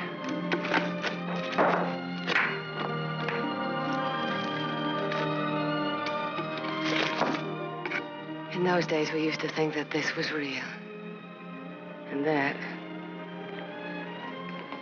didn't even exist. Just now you look like Martha Smith. If only you hadn't run away. Well, I waited for you. I remember I waited a long time in the rain, but you didn't show. Give me a cigarette, Sam. If only you hadn't left town. I had no one to turn to. What did you say, Sam? Nothing, I didn't say anything. When I found out, it was too late. Much too late. One thing led to another, and... Another what? I don't want to talk about it anymore. No, go ahead, Martha. It'll do you good. Another what? Where was I? One thing led to another. It would have been so different if you hadn't run away. It would have been you instead of Walter. Or if you had stopped me.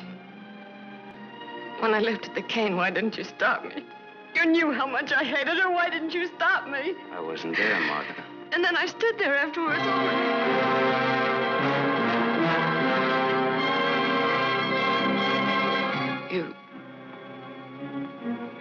You weren't there? No, Martha. I wasn't there. I left when your aunt came into the hallway. I didn't want to stick around. I was in enough trouble as it was. I never saw what happened. I never knew until tonight about your aunt or that man, the one they hung. The man that you and Walter killed.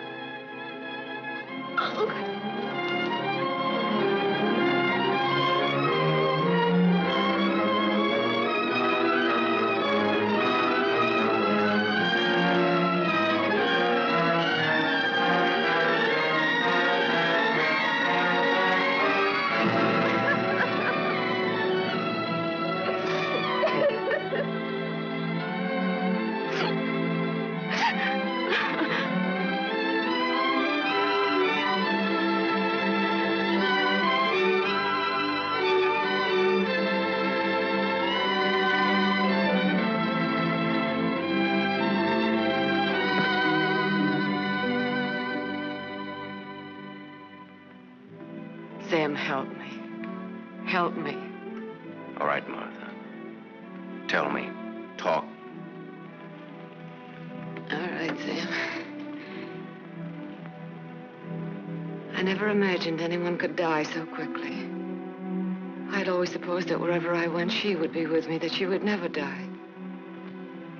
But it wasn't like that. I expected to find her when I went back to my room. Later, I became frightened. The coroner and the police were sympathetic. They talked very attentive. They believed my story, the one I told Walter's father. That night, I slept heavily, peacefully. How did you sleep the night after they hung that man? It wasn't long when I found out why Walter's father believed my story. It was as if my aunt had never died. He took her place. He wanted to make something of his son, and I was tied to them both from that time on. It became so unbearable that I wanted to tell the truth. But he had deliberately given me such a sense of guilt and had painted such a picture of what would happen to me that I was crazy with fear. He used that fear well. To increase it, he made me part of another crime. My testimony sent an innocent man to the gallows. And he used that to make me marry Walter. Sam, you're not going to go away again. I want you here, Sam. I've lived so much inside of myself, so choked with wanting something else that lives and breathes, so desperate for air and room to breathe it in. Oh, Sam, please. Please stay here, Sam.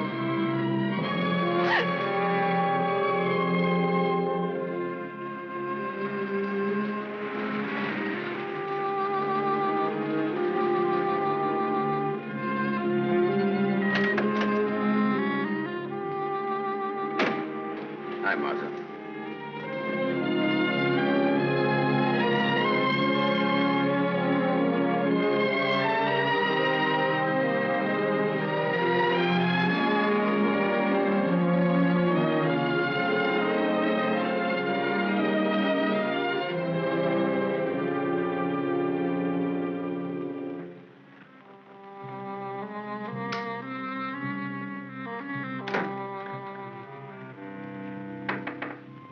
Tony, you still up?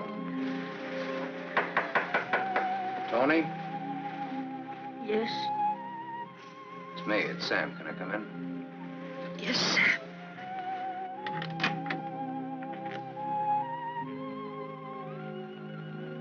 Mind if I put your light on? In a little while.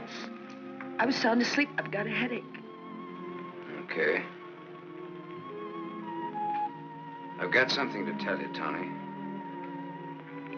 Yes, Sam.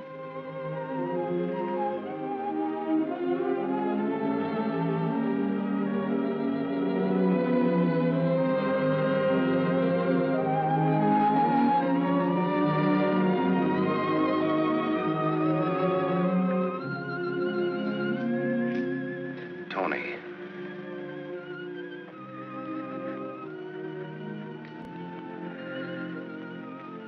You're crying. You're crying because you saw. You were at the window there when we drove up. Well, that's what I came in to tell you about, Tony. The Martha and me. You didn't have to, Sam. There were no strings on this deal. Well, that's why I wanted to. You see, it started a long way back. I don't know yet how it's going to finish. What do you want me to say? I don't know. What do you want me to do? I don't know. All you have to do is tell me the truth.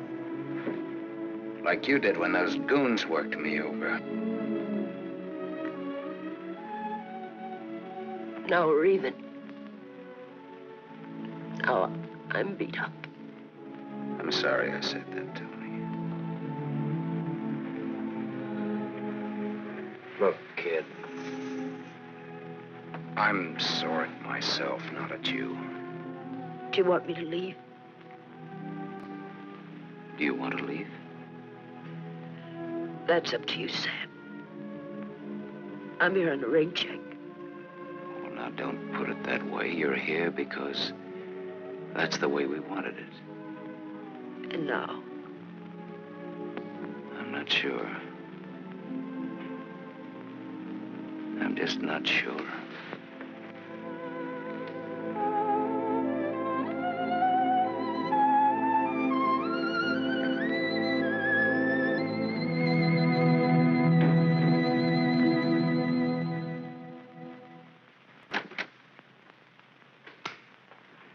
Hello, Gable Hotel.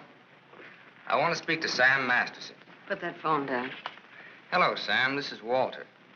I know I'm not disturbing you. Martha just came in. Well, what do you want? I want you to come up here. Now. Right now. Are you crazy? The I servants... gave them the night off. You're drunk. I've had a lot to drink, but I'm not drunk. I suppose it'd be stupid to ask where you were. Yes, it would. Sam's not leaving, is he? Ask him when he gets here. I just got my answer. Then there are no more questions. No, I know what I need to know. Sam, the Superman. Sam, the dirty little boy from the other side of the tracks. I'll go and change. I wouldn't want him to see me in the same dress twice.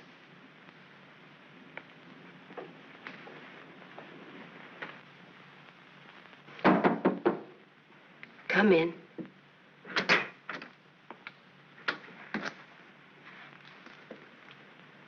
Tony. You're leaving, huh? There's a bus out in about an hour. Tony. Sam, it's better this way. Look. Sam, I came back here with you because you said you didn't like to be pushed around. I liked you when you said that. You were looking for trouble, but it was a good kind of trouble. And now? Now what? Sam, I saw her. You're going to get hurt. Leave her, Sam. Leave this town, even without me, but leave. I can't. At least not just yet. You're gonna need some money. No, thanks. Let's break clean.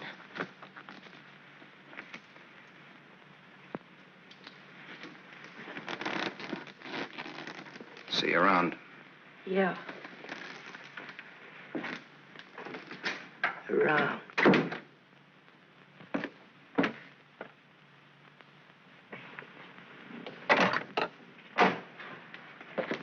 Where's Martha? Upstairs, getting dressed for the occasion. Well, go upstairs.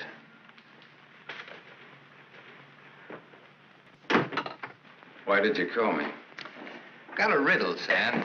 Maybe you can help me solve it. It's a little riddle called What's to Be Done About Me, Martha, and You. Sounds just like a poem. If it rhymed, it would rhyme with murder.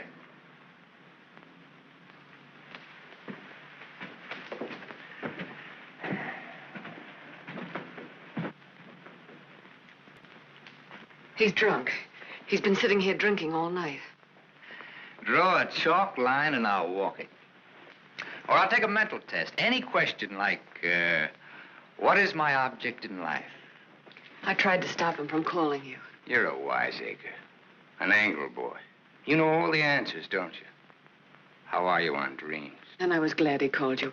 I was frightened of him, Sam. She was frightened of me. I had a dream, Sam. It was about you. In my dream, you were not a handsome corpse. Maybe it was some other guy. In other dreams, there were others. I told you he's drunk. Did you say others? Poor little Martha. Her life was so empty. Is that what she told you, Sam? I don't want him in here, Sam. Make him get out. Now you're all of them, Sam. Every one of them rolled into one. Sam, make him... Keep talking. I'm all of them rolled into one. Yes.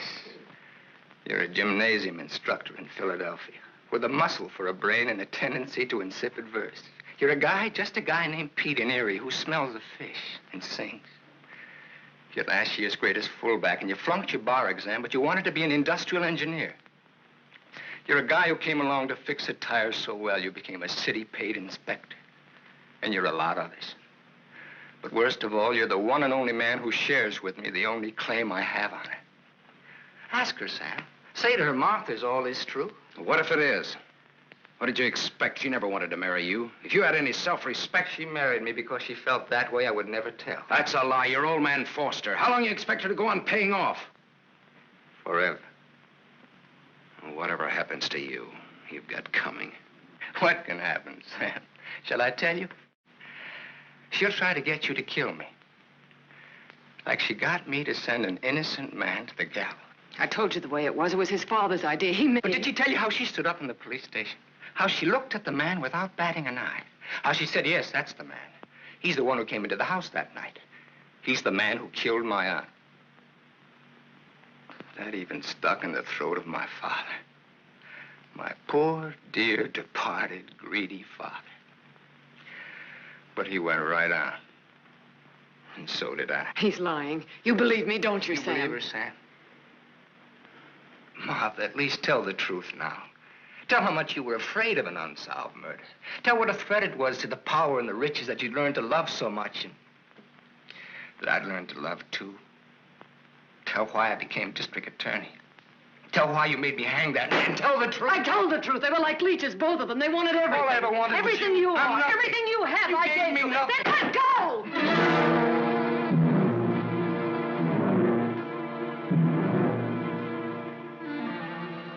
You're insane.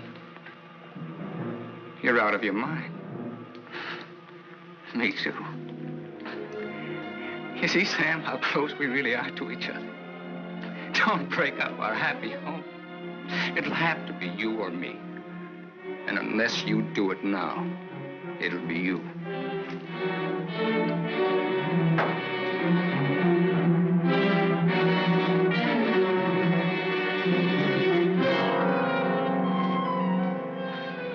You mustn't think I'm drunk. I'm not.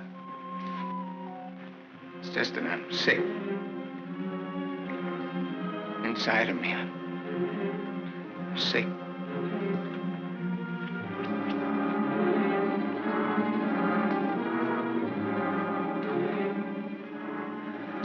Martha, help me. Please.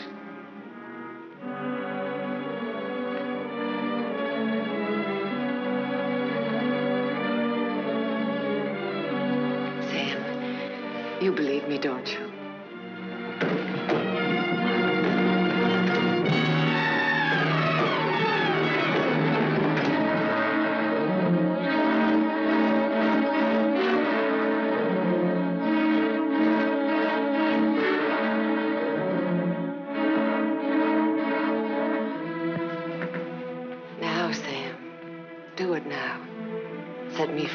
set both of us free. He fell down the stairs and fractured his skull. That's how he died. Everybody knows what a heavy drinker he was. Oh, Sam, it can be so easy.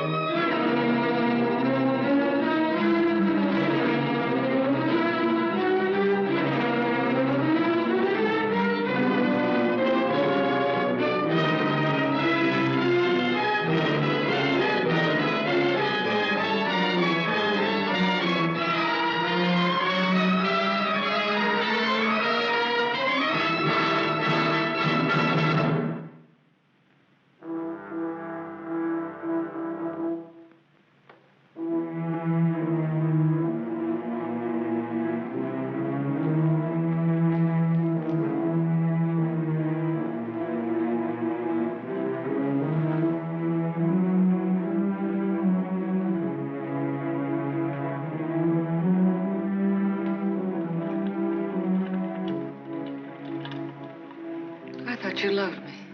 I thought I did too. Now you hate me. Now I'm sorry for you. But I dreamed about you coming back. Your whole life has been a dream. I thought you'd be the Sam I knew as a child. Martha, you're sick. I could run to you when I was in trouble. In your mind, I mean, that's where you're sick. And you'd help me. So sick that you don't even know the difference between right and wrong anymore. You've killed. It says so in your record. I've never murdered.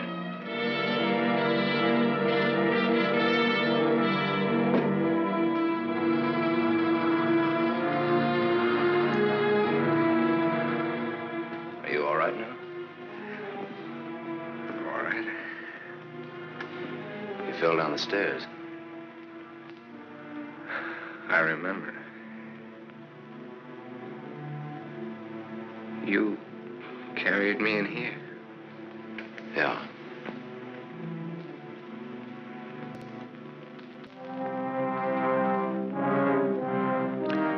You had your chance, Sam.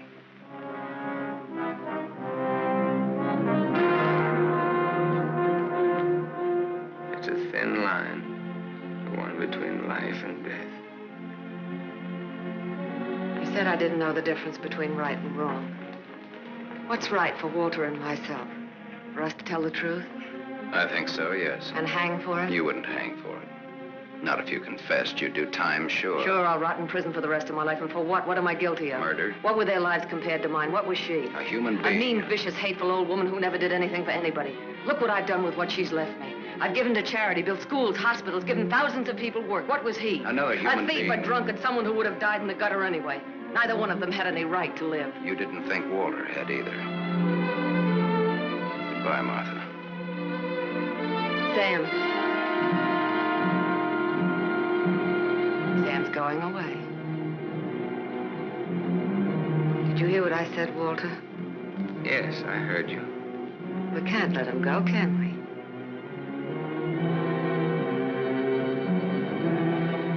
Martha's waiting for your answer, Walter. We'd always be afraid of him. We couldn't live that way. We'd be fools to let him go knowing so much about us. May have a little trouble squaring this one. You broke into the house, you demanded money, you tried to attack me, and I shot you in self-defense. Have a right to kill in self-defense. That's what the law says, doesn't it, Walter?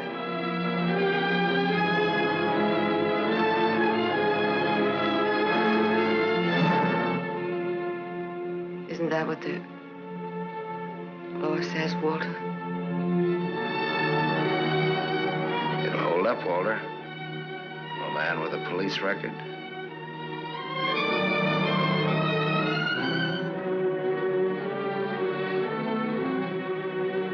It's a perfect case if you can get Walter to be your witness.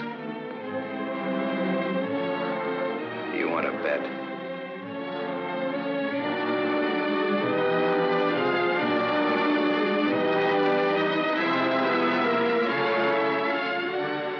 I feel sorry for you. Both of you.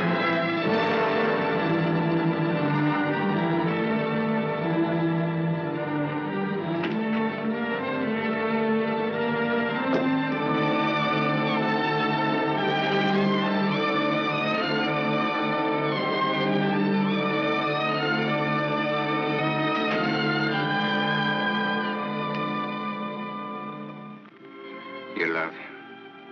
I hate him. That's why you dropped the gun. I was afraid. For the first time in my life, I was afraid. I felt you'd no longer stand by me. That you'd leave me. No, Martha, I won't leave you. I love you. Now, don't cry, Martha. It's not your fault. It isn't, is it, Walter? No. Not mine, nor my father's, nor your aunt's. It's not anyone's fault. It's just the way things are.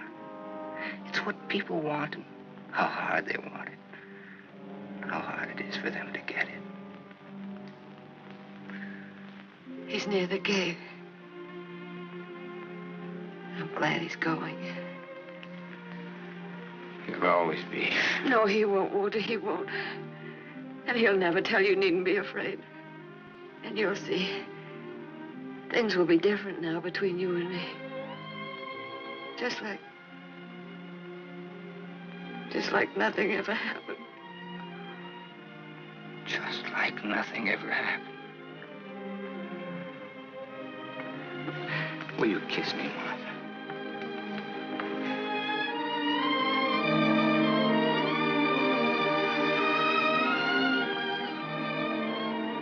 You believe me.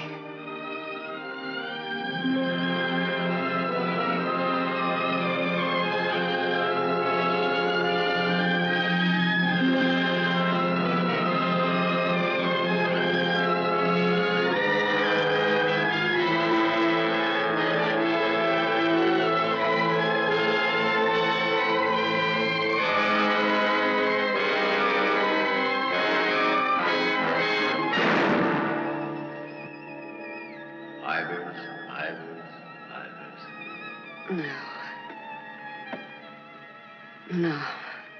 Martha Smith.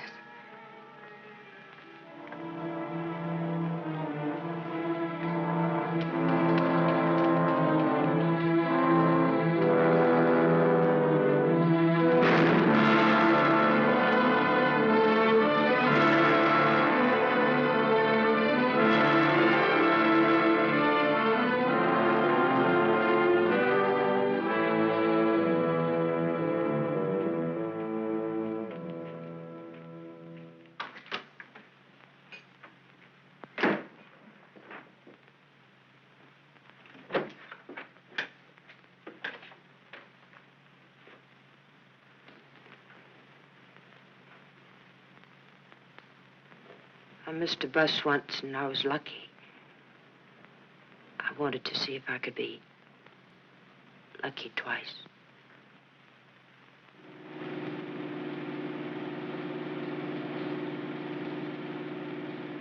Don't look back, baby.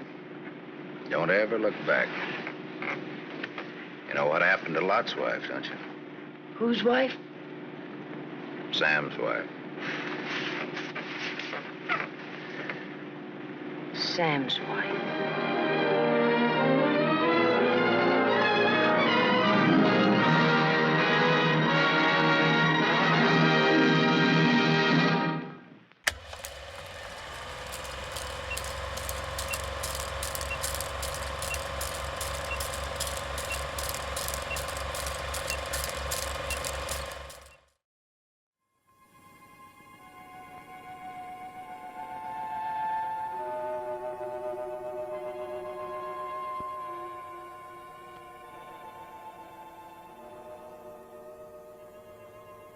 Dr. Mason! Dr. Mason!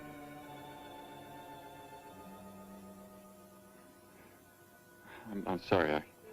I guess it was nothing. A sudden light reflection. It startled me. There's no doubt a comet or a meteor. No, it seemed to be a drill-shaped thing. Revolving. No, it must have been my imagination. But it makes me realize how desperately alone the Earth is. Hanging in space like a speck of food floating in the ocean. Sooner or later to be swallowed up by some creature floating by. Oh, come now. Time will tell, Dr. Mason. We can only wait and wonder. Wonder how. Wonder when.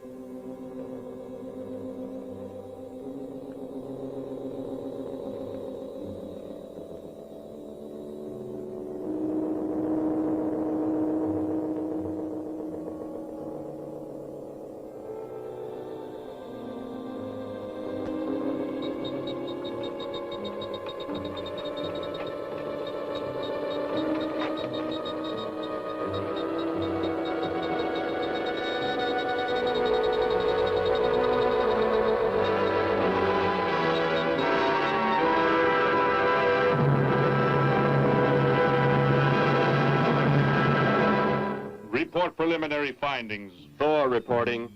42 saturation degrees and 96 volumes. Intermediate fluctuation in Marfan content. Derek reporting. Tridex mixer components ratio exceeding 7 to 1.4. Morrow reporting. Diagonal adjustment reading resisting structural forms by 2.8.0 vernums. Saul reporting. Uneven cartoid levels intersect planes below 0.03.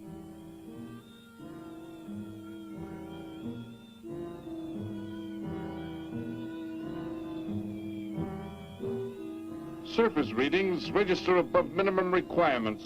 Morrow, go below and bring up the young Gargan specimen. Now the decision depends on its reactions. Wait, Captain.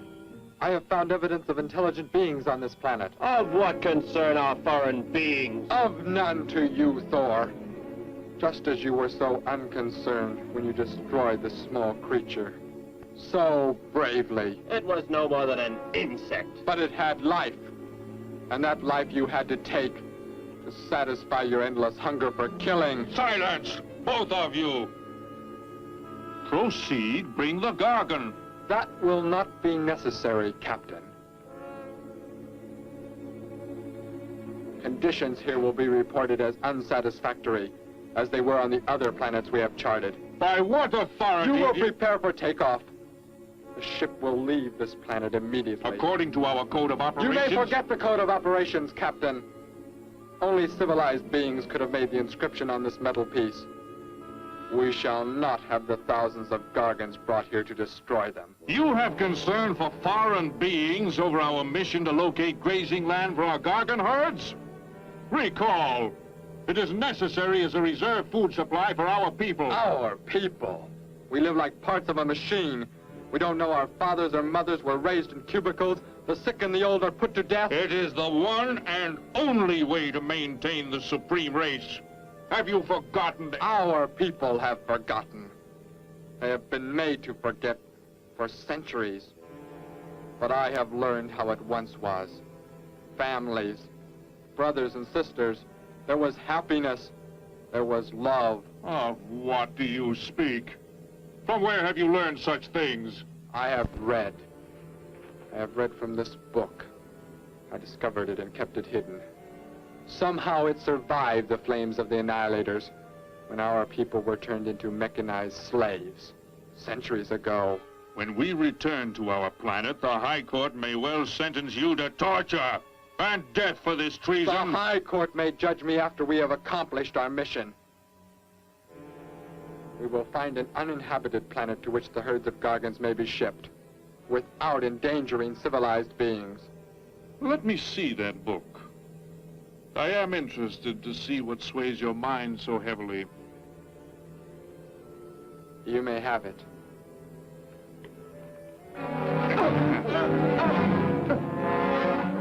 Bring up the Gargan. You're a fool, Derek. This book has poisoned your mind, and you shall suffer for it. Captain, if the Gargans are shipped here, the inhabitants may destroy them. That possibility alone makes it worthwhile to locate an uninhabited planet.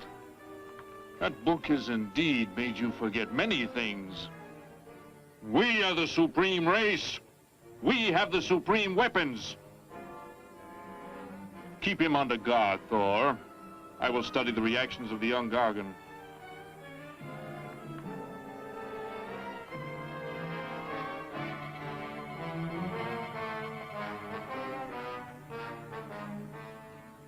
Before the High Court has you executed, you should be made to watch what happens when we return here with the Gargans. By the elements alone, they will grow to millions of times their original size in less time than it takes for the sun to rise and fall. It thrives, Captain. Already I can feel it has grown heavier. We shall return to our base and lead the transport ships here. Soon this planet will be covered with full-grown Gargans. A safe distance from our planet, yet their meat will be available to us for the harvesting. Repack the instruments. I shall radio back the news of our success.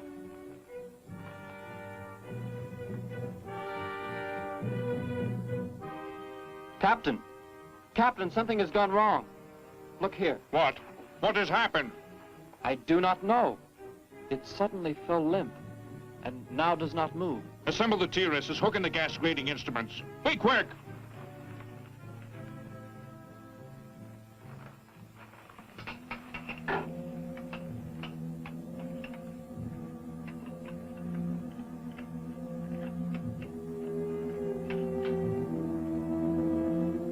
The atmosphere here tested above minimum, but the Gargan species cannot live due to excessive nitrogenic gas compounds emitted in our preliminary diagnosis. Then this planet will be reported as unsuitable?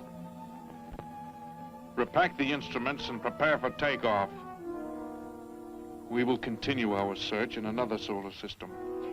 And when we return to our home base, you will be presented to the High Court with the evidence against you. Thor, Saul, bind the prisoner and prepare him for the isolation chamber. I will make contact with base.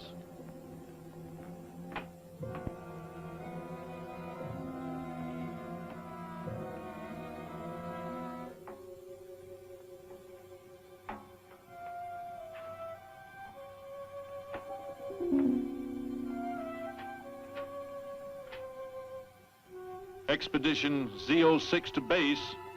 Expedition Z06 to base. Guard him. I will get the straps. Lie down. Put your hands behind you.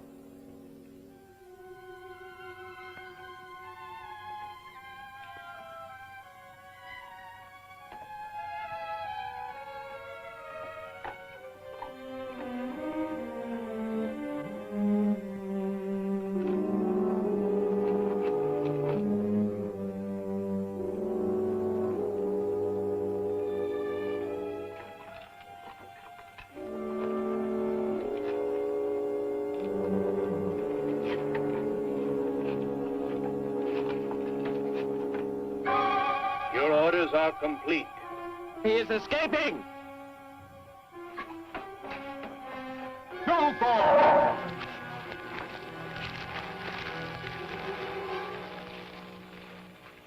How did he get free? He escaped from Saul. I could have stopped him. Derek is to be brought back alive. He is the son of our leader. Derek? I reported his actions and was connected with the leader himself. He told me this. He said Derek does not know. As the son of our leader, the High Court will pardon him. He will be pardoned. When the sky is light, we will begin to search for him. Captain, look at this. The Gargan. It is not dead. It has revived. It flourishes. The excessive nitrogenic gas compounds shocked its system. Now it thrives on the very same compounds. Then this planet is suitable. Completely. I must resume radio vision contact. Morrow, Saul, secure the Gargan by expandable leg bands. Out of sight in that cave. The size it attains by the time we return will give us an exact growth rate to expect of the herds. At the rate the Gargan is expected to grow, what will prevent it from tearing loose the leg bands and escaping from the cave? We shall be back before that happens, unless it should receive food in excess of the atmospheric elements. We will leave nothing else for it to consume. Imagine thousands of beasts like that, millions of times enlarged, roaming over this planet. They will be harvested from the air, so there will be no danger to us. Let us be quick. I do not like to look upon it.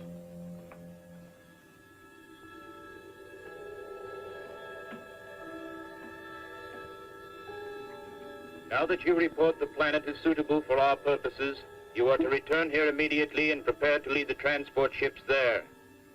Derek's escape could now mean difficulty in our operation should he communicate in any way with the inhabitants, inferior though they may be.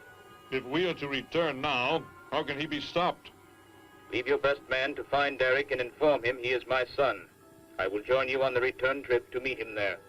He may be stubborn. He has already threatened our lives. If that becomes the case, he must be destroyed. And any beings with whom he might communicate, they must be destroyed.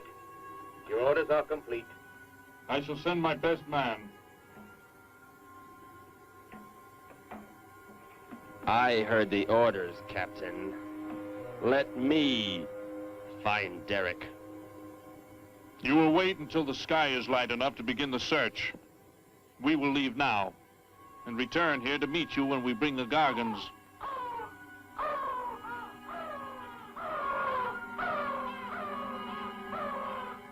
Do not fail, Thor. I shall not fail.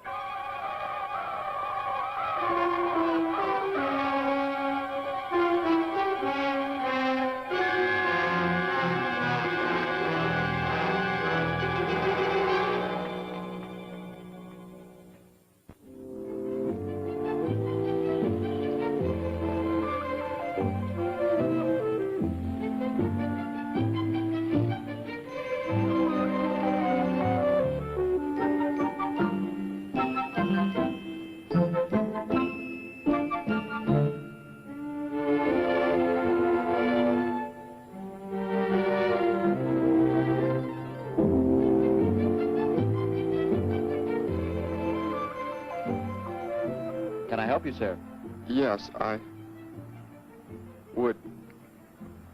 Would you tell me the meaning of the inscription on this metal piece?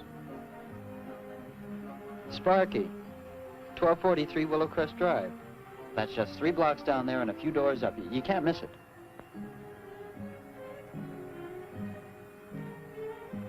Hey, what's what you're doing now? Oh, I'm sorry. I was just trying to make out what kind of clothes that guy was wearing. Looks like some kind of military uniform. Wonder where he's from. Could be from Mars for all I care. Hurry up that boy, will you? I haven't got all day.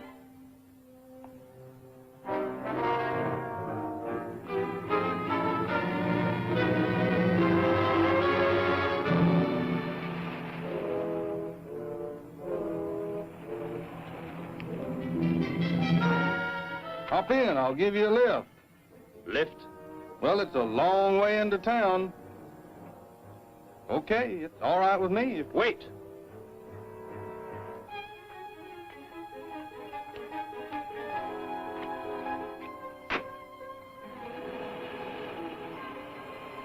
Never saw a uniform like that before. What brings you here? I am searching for someone. Maybe I can help you. Know a lot of folks around these parts. I am searching for someone you could not know.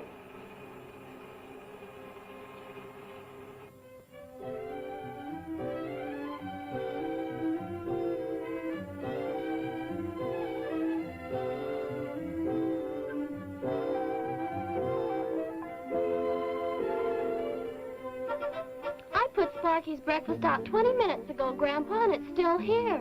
He's probably still out chasing gophers. Hello. You've come to see our room for rent? What's that? A fellow to see the room for rent, Grandpa. You show it to him, will you? Joe'll be by for me in a minute. We're going swimming at Alice's, and I haven't even changed yet. Well, come on in.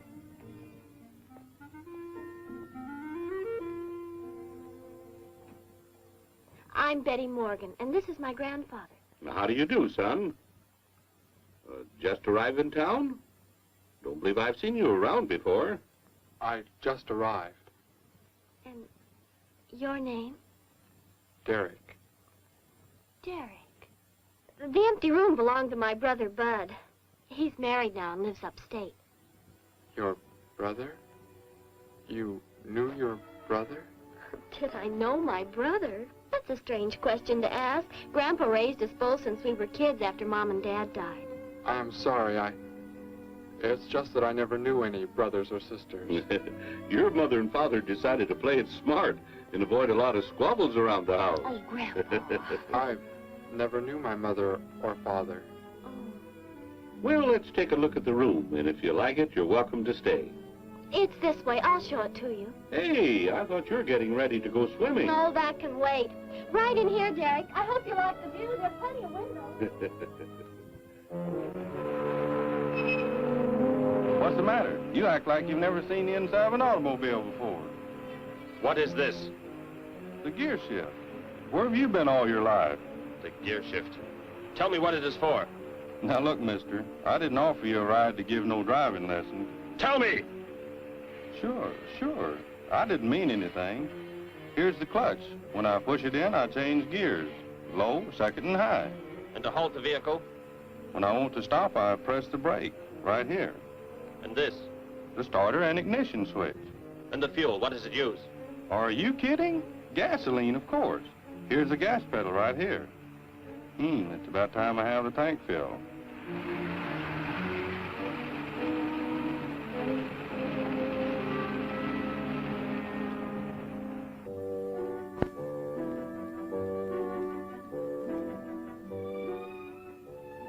I asked him where he was from, Grandpa, and he just said he was from very far away. He did, huh? Well, maybe he doesn't like to talk about where he's from. By the looks of his outfit, I'd say he's raised in a private school of some sort. Well, Grandpa, if he just got into town and can't pay the rent until he gets a job or something, would... Well, what do you say, young man? What do you think of the room? You will let me live here with you? Well, sure. That's why we had the sign up. That's why you came here, wasn't it? Not exactly, Derek, I was just talking to Grandpa, and... Well, if you don't have the rent money right away, that could wait until he gets a job, couldn't it, Grandpa? Why, sure. That's all right with me, Betty. But then if he doesn't like the room... I like it here very much. I would like to stay. Fine. I'll go out and take down the sign. You can use the phone to have your bags brought over. My bags? I have nothing else. No other clothes or anything? We were not allowed to. I mean, my uniform is all I have. Gosh, you've got to have more than that. Bud left some of his clothes in the closet, Grandpa. Couldn't Derek use some of them? Of course, my dear. Bud wouldn't mind a bit, I'm sure. Oh, golly, that's Joe. Put on whatever you like from the closet, Derek. I'll be right back. Make yourself at home. Hi there, Joe. Hi, Gramps. Betty, I'm afraid I can't make the swimming date. Not till later, anyway. Got a sudden assignment for the paper. Oh, gosh, what now, Joe? I have a list of folks to interview. Say they saw a new flying saucer last night. That sounds like it might take you all day. I hope not. I'll call you as soon as I get through, okay? Okay, Joe. I guess a reporter's life can be pretty hectic. You never know when a news story will break. I was just thinking. Maybe Derek would like to go swimming if you let us borrow the car. Betty would at that. If you don't think Alice would mind. You don't know Alice. I won't be able to keep them apart.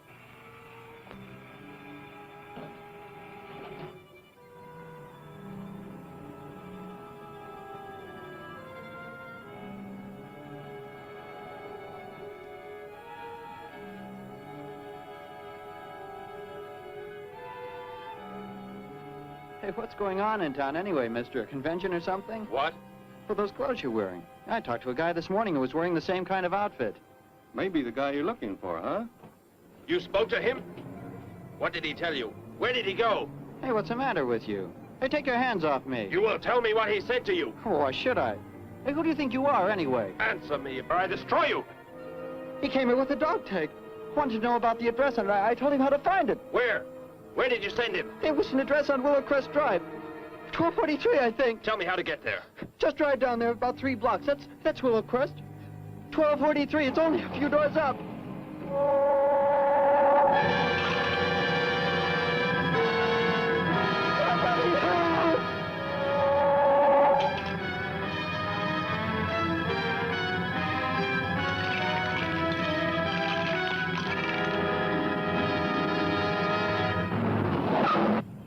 You don't have to put the brake on so hard, Derek. That is, unless you want us to go through the windshield every time. I have never piloted a vehicle like this before. I will try again.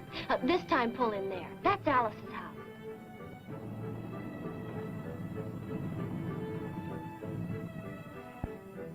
Ah, much better. Wait, Betty.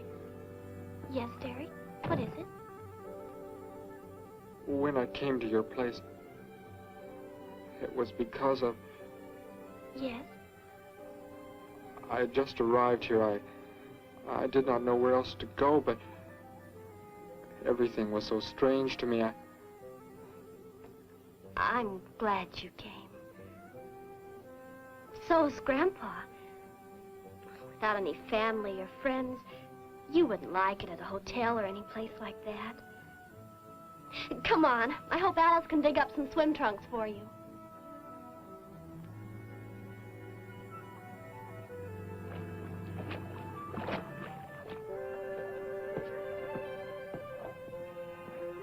Hi there. Who's the stranger? Joe couldn't make it, Alice. I talked Derek into coming along. Derek, this is Alice. Derek. Hey, I like that. Come on in, the water's fine. Well, we need a pair of swim trunks. I couldn't find any at my house. No problem at all. He can wear a pair of my father's. The folks are gone today, and so are the servants. We have the whole place to ourselves. Where are the trunks, Alice? Hanging up right over there. They look a little large for you, Derek. Or maybe you better put them on with some clothespins, too, just in case. I guess it's safe to try them on anyway. Over there at the bathhouse. What was that? Don't worry, I'll get it. It is what I wanted to tell you about. The reason I came to your place when I did not know where else to go. Heck, I thought it was a 50-cent piece at least. Why, that looks like... Who it is? It's Sparky's. Sparky's dog tag. Where on earth did you find it? When I first arrived, I was with some others. One of them destroyed a small creature. Later, I found that among the remains. You mean somebody killed Sparky? Oh, no, Derek, it can't be true. Why would anyone want to kill Sparky? Betty, I'm sorry. Tell me who did it, Derek. They are gone now. Only I remained. But I don't understand. Where is Sparky? Will you take me to where it happened? I'll get dressed and come with you. No, Alice, please. You stay here. We'll see you later.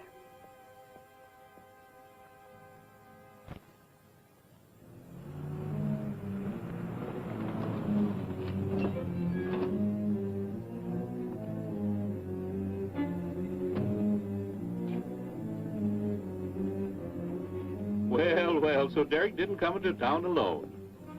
If you're looking for him, he isn't here now. He and Betty, that's my granddaughter, they went over to the Woodwards. Why don't you go on over there? No doubt they'd be glad to have you joined in the fun. Yes. How do I go there? The Woodwards are straight on down the street about 3 miles, just before you get to the park. Got the biggest house in the block down there. You can't miss it. Where are you fellas from, anyway? Don't believe I've seen uniforms like yours before. Military secret, eh? Well, it doesn't matter. Derek didn't say where he's from either. Don't let me keep you. You're probably anxious to see him.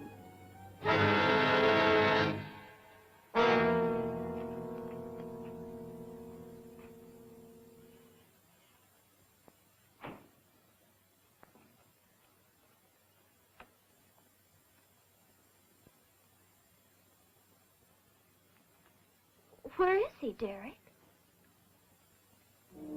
You don't mean those old bones. You can see they've been here for a very long time. No. It was among these remains that I found the metal inscription. This couldn't be Sparky. I know. He must have been here and his collar tag fell off, that's all. You are not familiar with the focusing disintegrator ray? The what? It projects an isolated beam which separates the molecules of living material in chain reaction. All but the solids, the skeletal braces. Horrible. And you mean Sparky? But... Over there is what happened when the same beam was aimed at me. It missed, and that is what is left. Good heavens, Derek. You've got to explain it to me. Why were they doing this? Where were they from? How did you? Betty, tell me, what is the most advanced form of transportation that you know? What do you mean? What's that got to do with it? Please, tell me, Betty. Well, airplanes. Jet airplanes, I guess. Why? And where do they go? From where to where? To anywhere in the world. And that's all? Where else is there to go? I should not have brought you here. Is it about a new secret weapon? Something you and the others invented and then they turned against you? It is something like that. I guess I should try to find someone I can explain it to. Maybe Professor Simpson at the college. He's head of the science department. He will... What is it, Derek? Betty, when you learn where I'm from, well, you may not understand, but I hope it will not make any difference between us, because... I don't care where you're from. I don't understand all this, but somehow I feel that I've always known you. That we've never been apart. Let us go to the professor you speak of. We have to pass the house first so I can change. What was that? Did you hear a sound? No. Only the wind. What sort of sound? Nothing. My imagination alarmed me. Come, let us be on our way.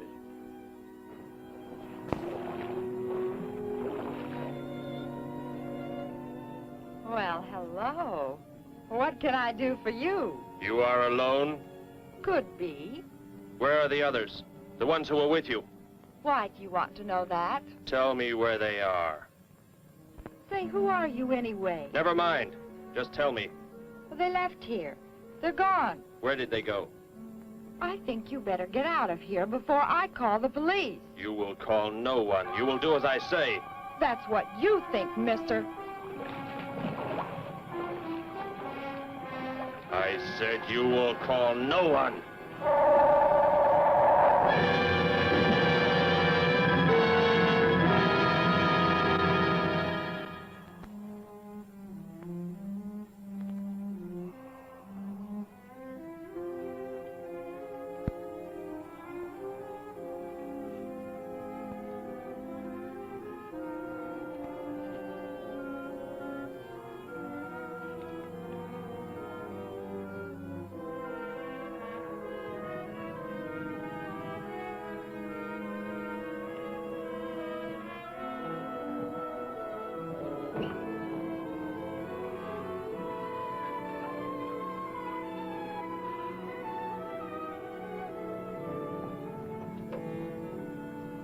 Grandpa was asleep, so I left a note so he'll know where we went. If I know Grandpa, we'll be back before he even wakes up.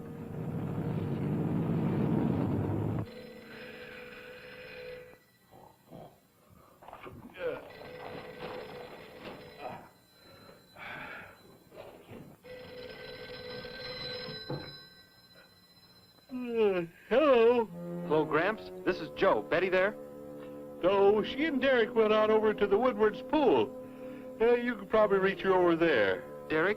Who's Derek? Oh, you haven't met him yet, have you? He rented Bud's old room this morning. Seems like a nice fellow. Oh? Well, the reason I called, I wanted to tell Betty I stumbled onto a double murder story that may keep me longer, but, well, after I get the story into the paper, I'll go on over to Alice's and see her there. A double murder, Joe? When was it? Where? We're not sure yet, Gramps. There's only a couple of skeletons. We'll know more when the coroner gets here. Well, gotta get busy now, Gramps. I'll talk to you later. Bye. Joe! Joe, I just found a note. Joe! Hello, hello.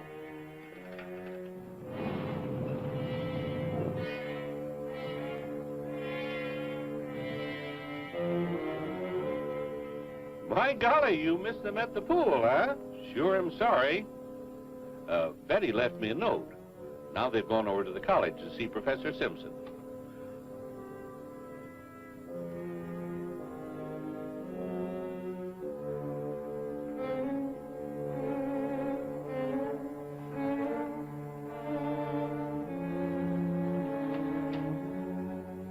Hello.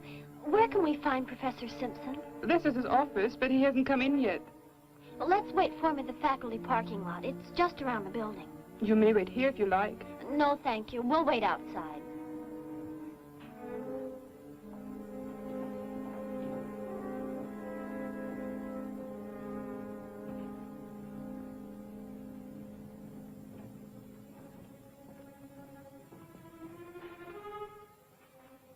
Good morning, Hilda. Oh, good morning, Professor Simpson. Have the aptitude questionnaires come in? They're probably still in mimeographing. I'll go down and see if they're ready.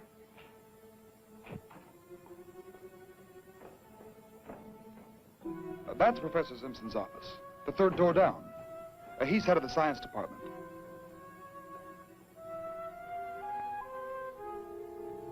Well, that looks like Professor Simpson's car right there.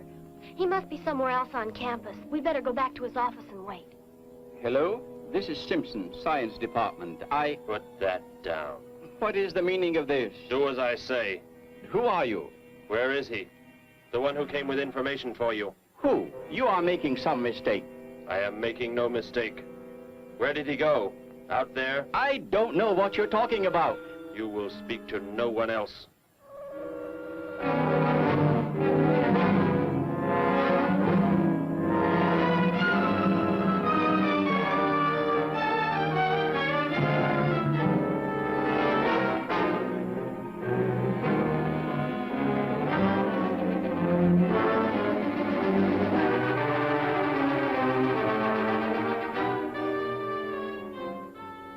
We found his car, so... Yes, I know. He came in right after you left.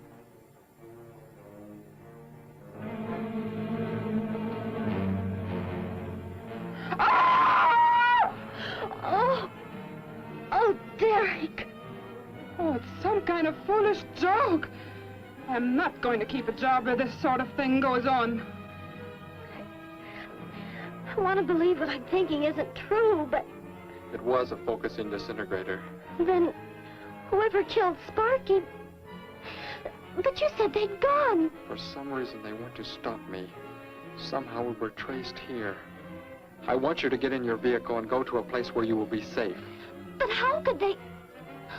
Grandpa. I left a note for Grandpa. They must have... Oh, Derek. I will go to your place. No, they may be waiting for you there. I can call Grandpa.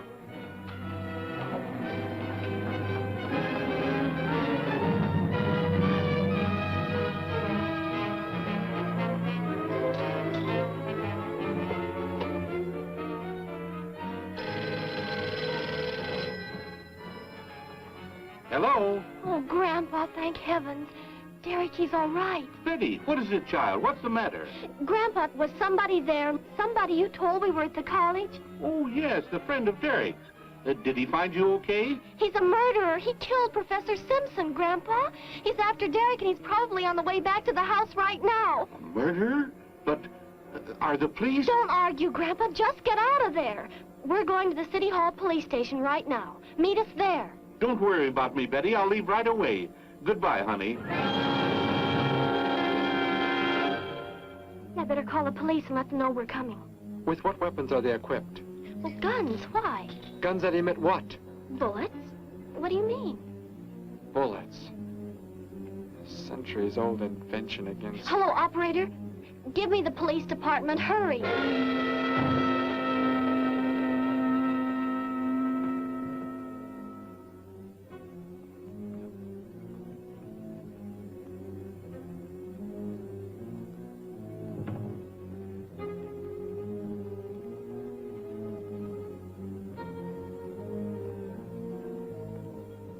Yes, we'll be there right away. Thank you. Betty, tell me how to go there. I want you to go somewhere else where you will be safe. We're safer than the City Hall. The police said they're going to have armed guards waiting for us on the front steps. I told them we'd be right there. Let's hurry.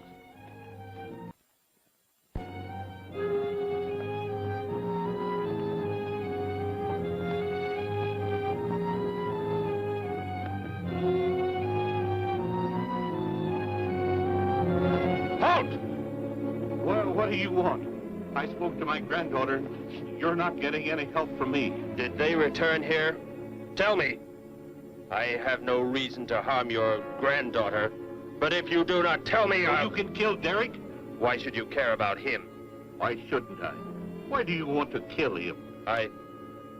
It is important only that he leave here, that I return him to where he belongs. And where is that? From where he escaped. I need not harm anyone if you tell me where he is. If you do not, there will be many deaths.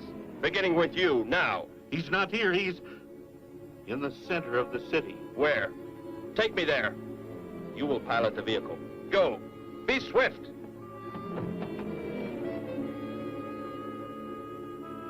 Alice? Betty? Anybody here? Holy mackerel. You think the tip might have been a phony, Mac? Don't think so, Harry. The girl who called seemed to know what she was talking about. Another call, Mac. Joe Rogers, reporter on the Daily News. He's on the way over. Found another skeleton. Only this time at the bottom of a swimming pool. The city hall is just up ahead in the next block. Oh, I hope Grandpa's there waiting for us safe and sound. What are you doing? Be silent. Continue ahead.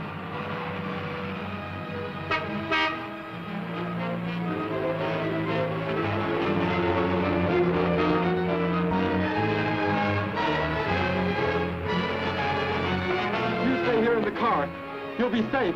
He's after me, not you.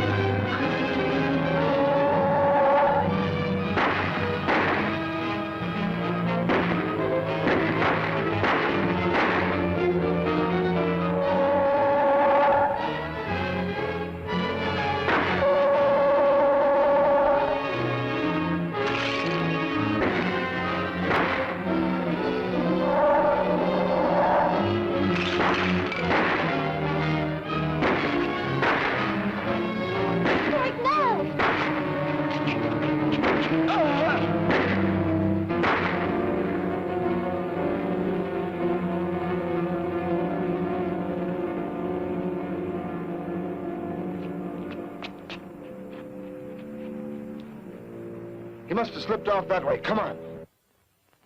Stay under cover.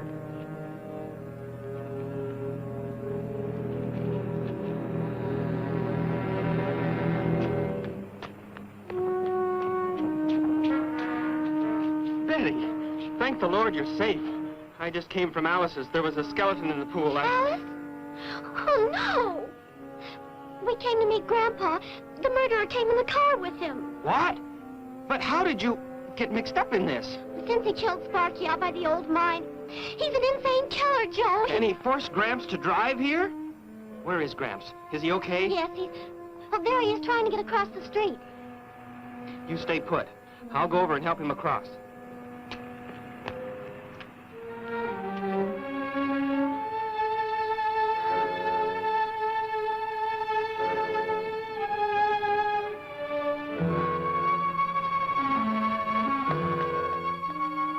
What are you doing down here? Go into the building. That is the safest place.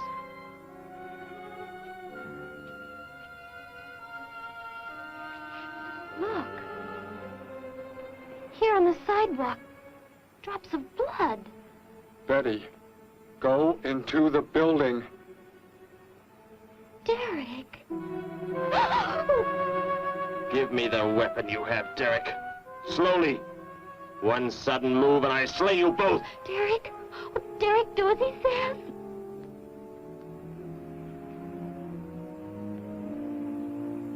Get in! You will take me to a man of surgery to remove the metal pellets from my flesh. That is not possible. Yes, we must. We must do as he says. I know a doctor's office. We'll take him there. She is very wise. Now go!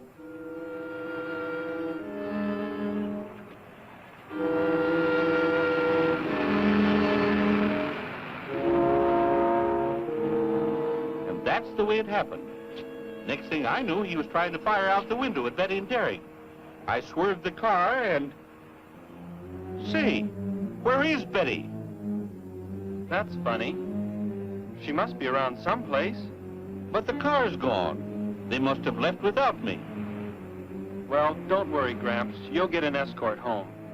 I'm going to phone the story into the paper and then drive out to the old mine Betty mentioned. The old mine?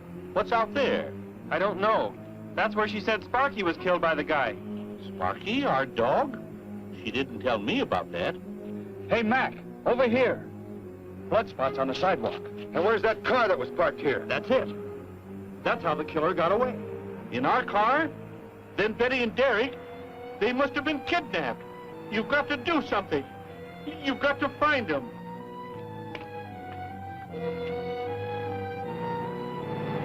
This is it, Derek. That's Dr. Brandt there. He looks like he's leaving. Stop him. Block his path.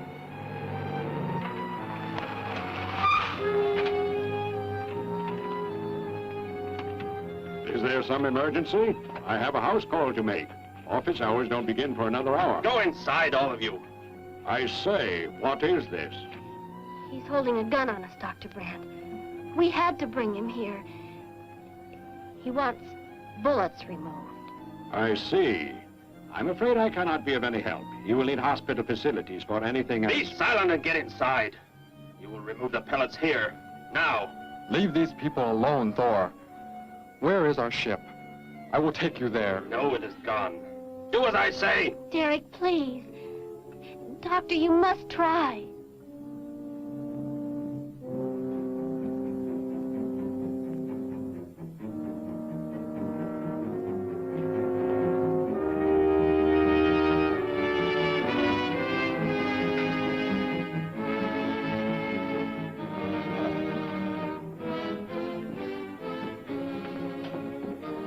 You will have to lie down here. I will prepare an anesthetic. The pain will be great. I will not be drugged. You will simply remove the pellets. Both of you, sit there. I shall keep you covered. Take heed.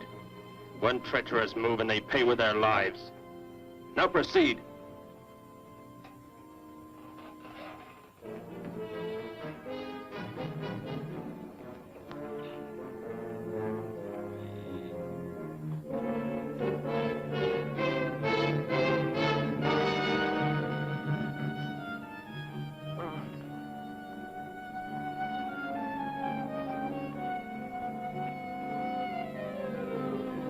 Thor, tell me why you have been searching for me.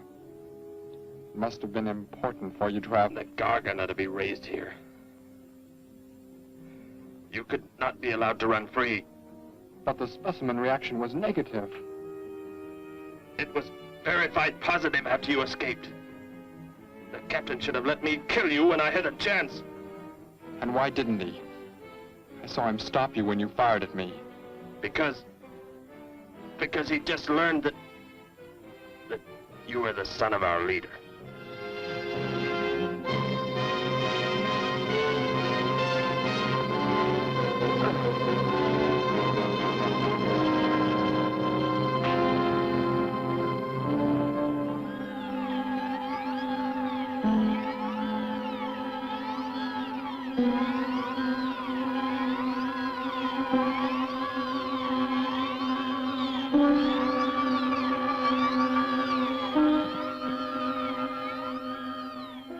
Then if I am not to be killed, why did you fire at me in the city? Your life or death was put in my hands. A traitor does not deserve to be our next leader. The only reason you do not fire now is to force attention to your wounds. When that is done... Proceed!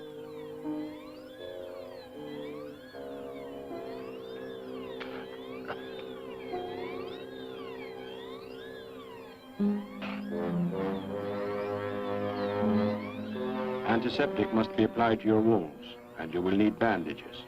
I'll get them.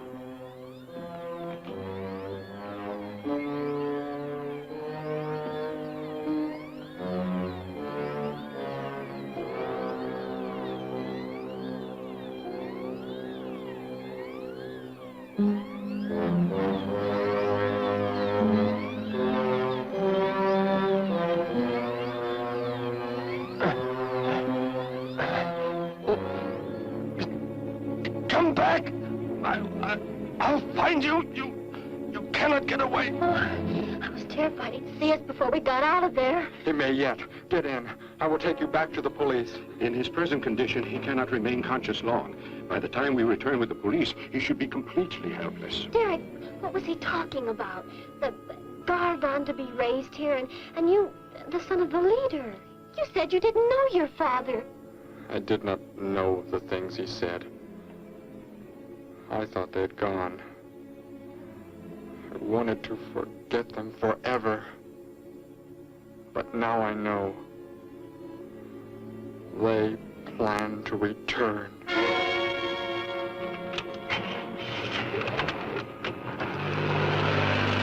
Hey, wait a minute. I'm going with you.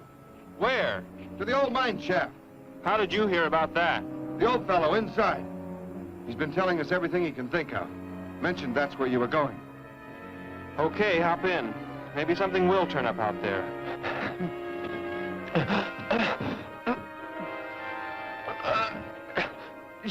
You're in here? I know you are. I'll find you.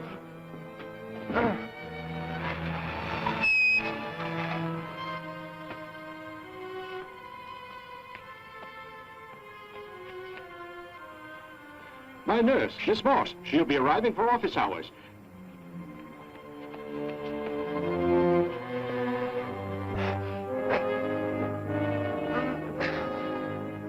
I can hear you. I can hear you breathing.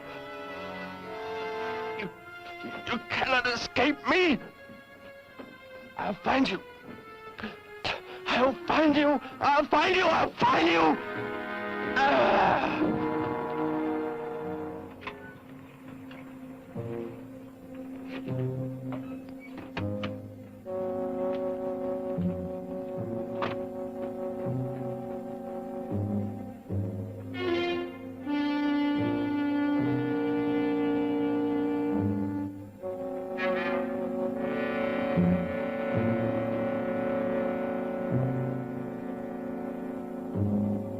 Dr. Brandt! Dr. Brandt!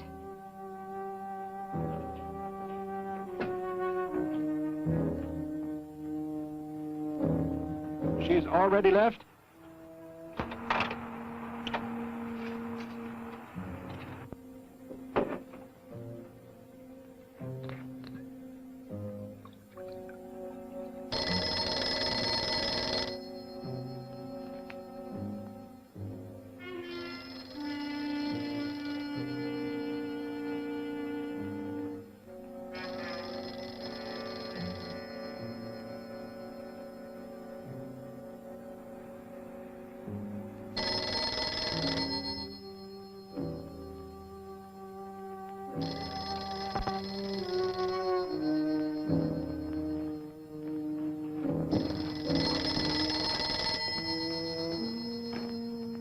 Dr. Brandt's office.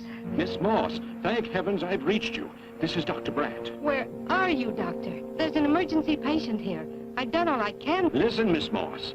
He's a murderer. He held hostages at gunpoint to force me to remove bullets. We were fortunate in escaping. You must get out of there. A murderer? We're sending the police, but if you treated him, he could revive at any moment. Yes, Doctor. I'll leave immediately. You will come with me. Put that down. Miss Moss, what is it? Drop it, I said. What do you want? You will help me to escape. Go out.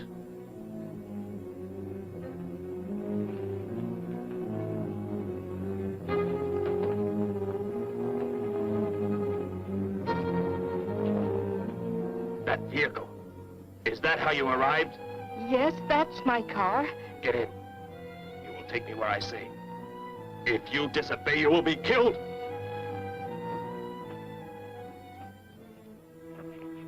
The police are on the way, Dr. Brand. It's no use. I was too late. They're gone. Thor has escaped? But how could he? You said he would be helpless, that... Without aid. But my nurse, she didn't know. She bandaged him, gave him an injection. He revived. No. We've got to tell the police. They might be able to do something. I'll tell them. I'll tell them what happened.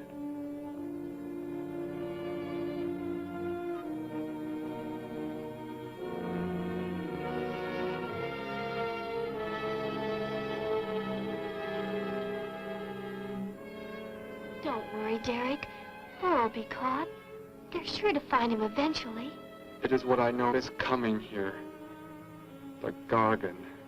They are small when young, but they can attain the size of this building in no more than a day. But can't you stop them? The only chance is to duplicate the operation of the disintegrator. How can that be done? The men of science here might be able to do it if they could get Thor's as a model. If only there is enough time.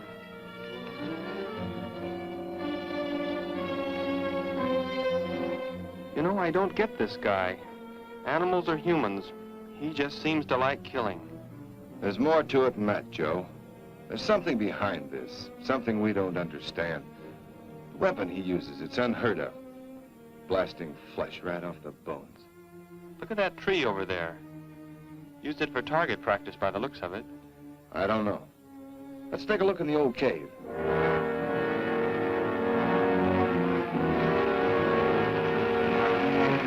Where are we going? You've got to tell me. It is not far now. Look, you can't escape. The police will find you. Possibly they will. But barricaded in the mouth of a cave, with you as hostage and me with this... How long do you think you can hold out that way? Long enough. There will not be too long to wait.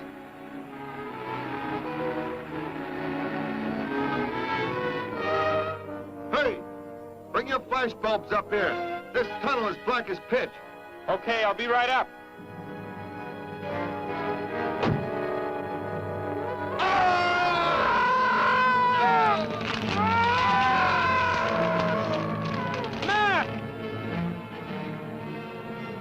An intruder already. No! I won't let you kill anyone. I see you do not value your life. He's getting away. Follow him. No. Dare refuse?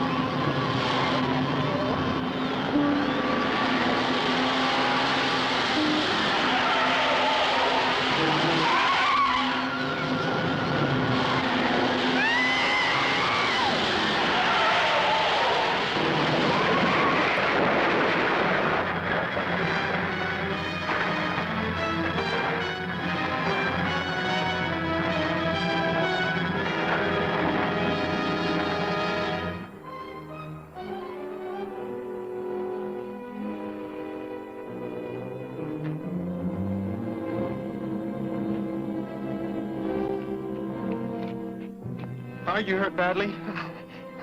I don't think so. Just bruised. Oh, thank heavens it's over. It was like a nightmare. I wish it was over. Oh, what do you mean? Back in the cave, where he shot at me. Some kind of man-eating monster. Poor Mac, the guy I was with. I could hear the thing tearing him apart. He was dead in a few seconds. Oh, how horrible. What could it have been? I don't know. But whatever it is, I'm afraid the nightmare has just begun.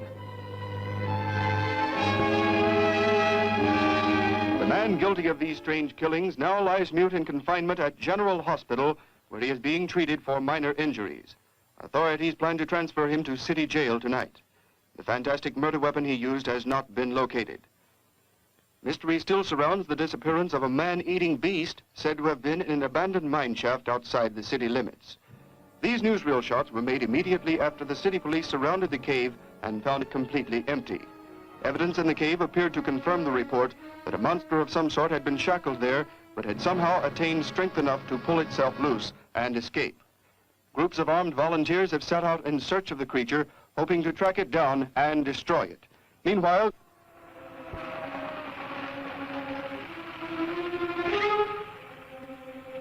Thor crashed just below here. If that disintegrator is down there, I'm going to find it. Derek, I just thought. The monster that escaped from the cave, it must have been there at the same time we were. What I can't figure out is, why did it escape when it did? Why not sooner? It would not have been large enough, but the man it consumed increased its growth rate. Then, how big would it be now? There is no telling. You stay here. Keep the door closed.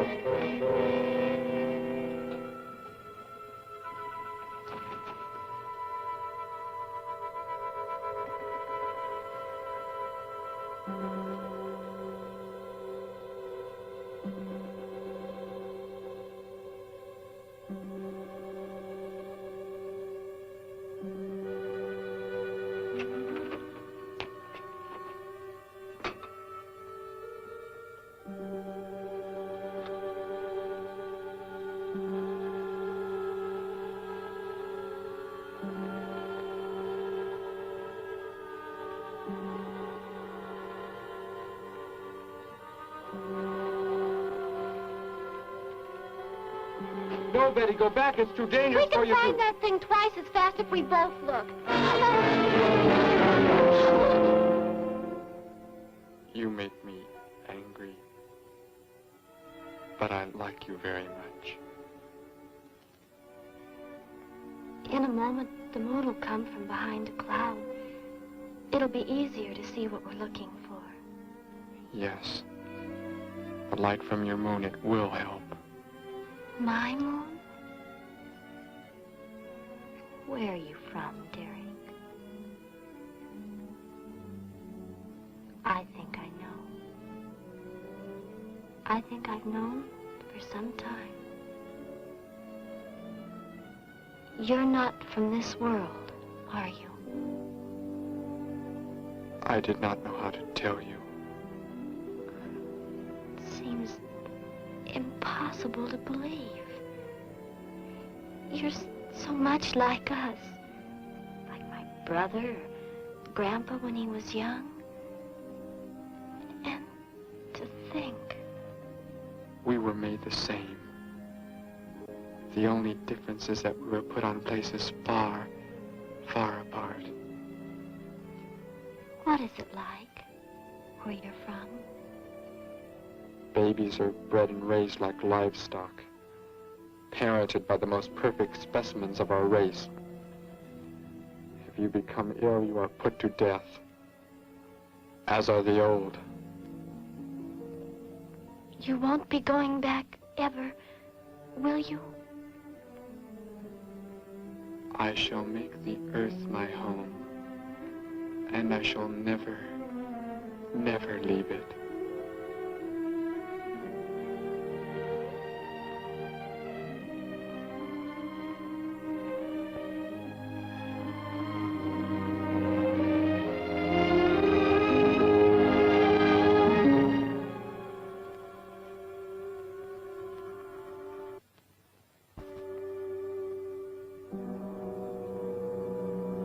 The moon has come from behind the cloud.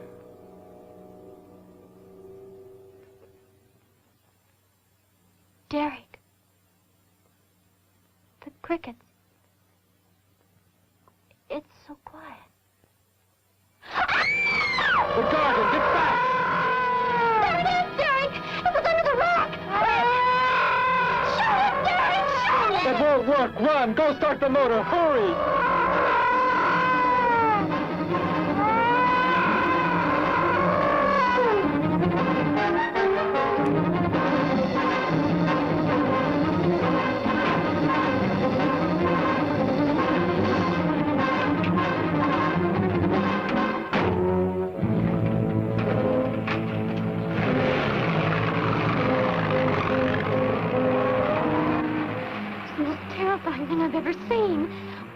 didn't the gun work? Must have been damaged somehow when Thor was thrown in the crash. You said that thing would keep growing. If it does, what can stop it from wrecking the city? And I may be able to repair the damaged part of the disintegrator. If I can, we will stop the Gargan and give the Earth a weapon against invasion as well. If only I can get it to work.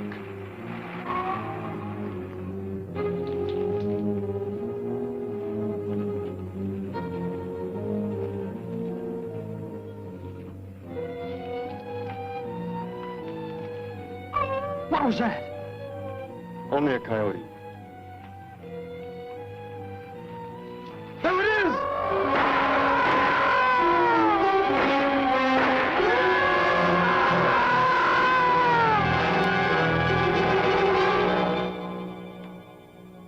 Grandpa was so exhausted he fell sound asleep with all his clothes on. Do you think you can fix it, Derek? I have found the damaged part. Such a little thing. And yet it has the power to destroy as it does. It is worthless unless I can figure out an energy substitute. Maybe it won't come into the city, Derek. It will come to the city. For more food, if nothing else.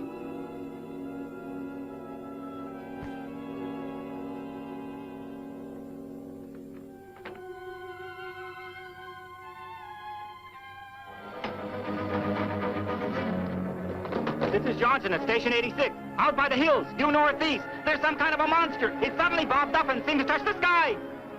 I have not been drinking. No, I can't see it now. It must be behind the hills, but I'm getting out of here. The few remaining survivors of the search party that was attacked report that the beast they encountered was many times the size they expected, indicating that the monster has some strange power of rapid growth. An exact description was... We have a bulletin just received. According to a report not yet confirmed, a beast of seemingly gigantic proportions has been sighted lurking in the hills due northeast of town. City officials have called for military help. Planes and troops are expected to arrive within the next 2 hours. Meanwhile, citizens should take refuge in places of safety, cellars, bomb shelters, as directed by civil defense administrators. I repeat. Derek, they say it's coming. It has grown. It's just northeast of town. I'd better wake up Grandpa. We'll all go down to the cellar. You go there with him. There is a chance I can do something yet. What? What are you looking at? Those wires, going from pole to pole. They carry the source of energy used for illumination and power in the homes. Yes, electricity. And the wires are spread throughout the city, are they not? You mean you might be able to make the disintegrator work by hooking it to... Possibly. If the power were great enough. It's the only chance, so I've got to try it. I can help, Derek. I'm going with you. Oh, what's going on? Oh, what's all the commotion about? Grandpa, Derek and I are going out to the edge of town. Wait for us here. First, I must put the disintegrator back together, and then find proper tools. I can load the car with every tool we have in the garage. All right, then. Let us go.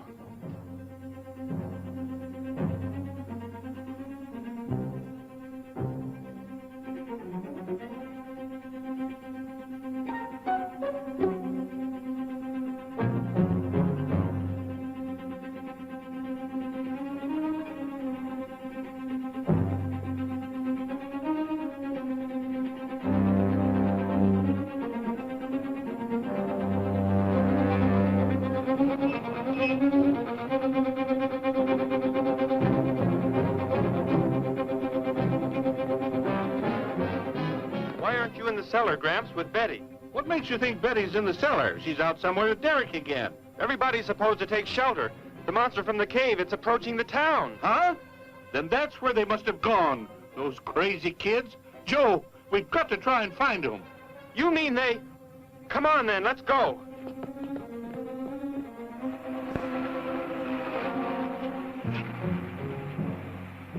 Derek, look.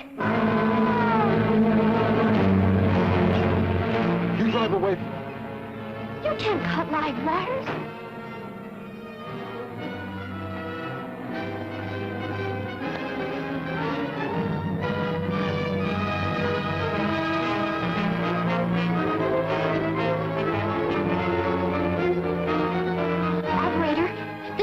emergency. You must connect me with the city electrical generating plant. Hurry!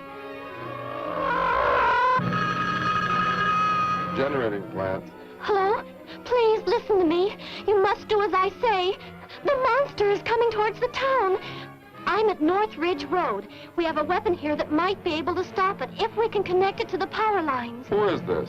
I'll have to check with... You have to believe me. There's no time to check with anybody.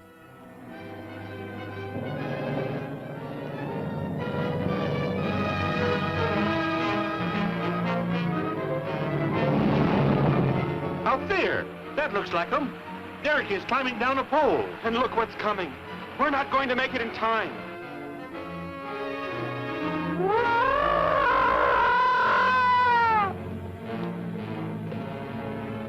Restore the power. It is ready. Hello? Turn the power back on. Okay.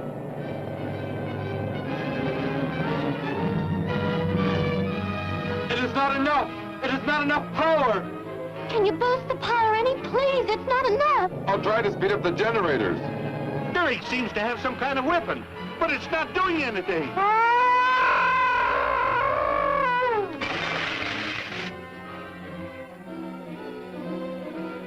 If only there were more power, Betty!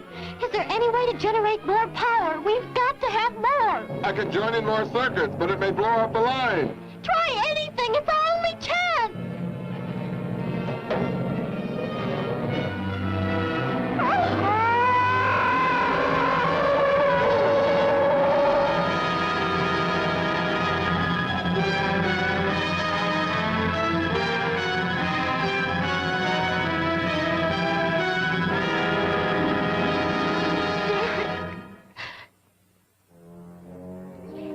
Turn the weapon over to the scientists now. It is too late.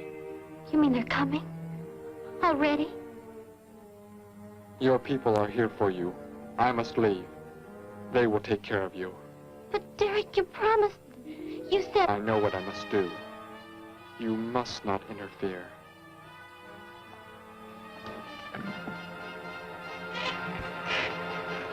Betty, thank heavens you're all right.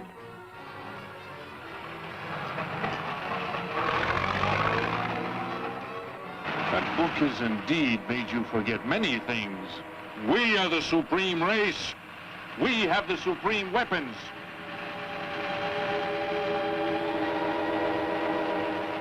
Somehow I feel that I've always known you, that we've never been apart.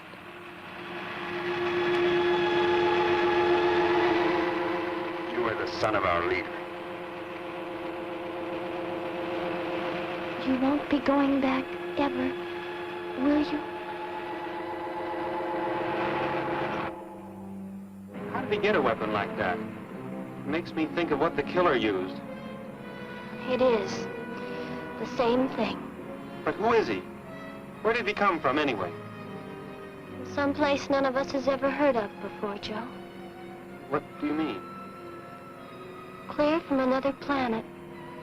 Far out in space. Hey, wait a minute. Betty, this is no time to be joking. I'm not joking. Where do you think the monster came from? And the man who was doing all the killing and the unheard of weapon he used? But how did they came in a spaceship of some sort. Whatever those people told you they saw last night. The flying saucer? And I thought those people were seeing things. They weren't. Derek looked into the sky just before he left here. Somehow, he could tell that more are on the way.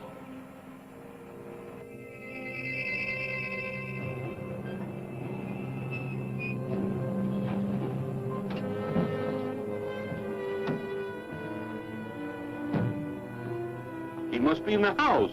There's our car. Oh, Derek!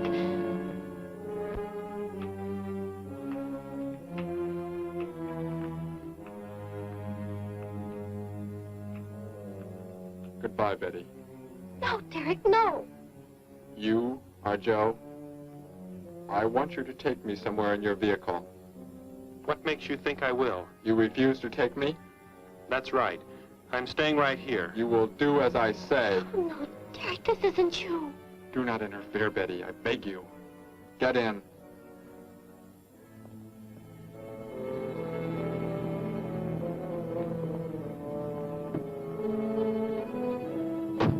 Take me to where they are keeping the prisoner. The killer? He's at General Hospital, but... Then take me there. Joe, don't! The disintegrator, it won't... Betty! Trust me, Betty. Trust me.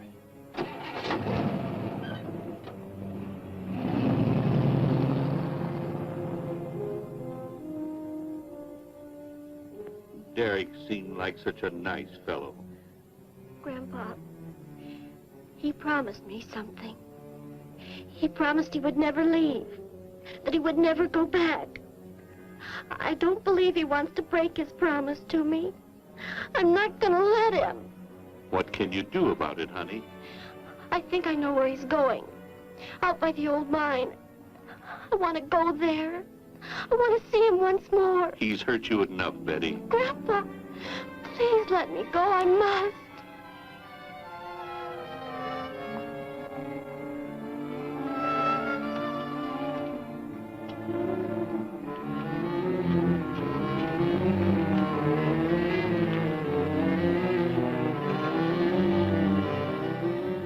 The prisoner is in this building. It looks like they haven't transferred him to city jail yet. What are you planning to do? Never mind. Just get out of the car and walk in front of me.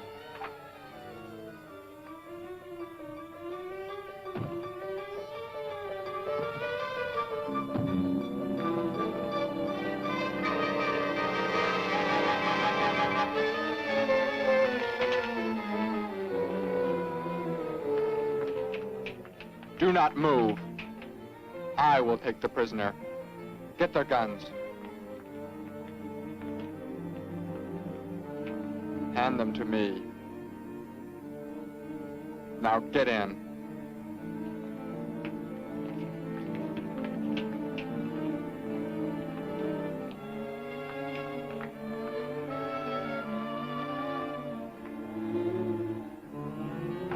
You face the wall. Keep your hands above your heads.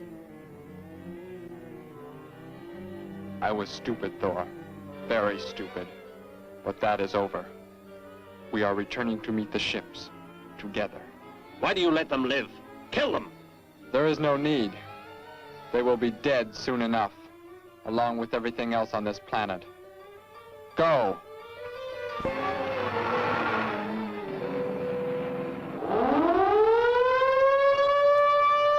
Ships of an alien source are approaching from the sky. Radio contact has been attempted but cannot be established. Instructions are to prepare for an attack by an unknown enemy.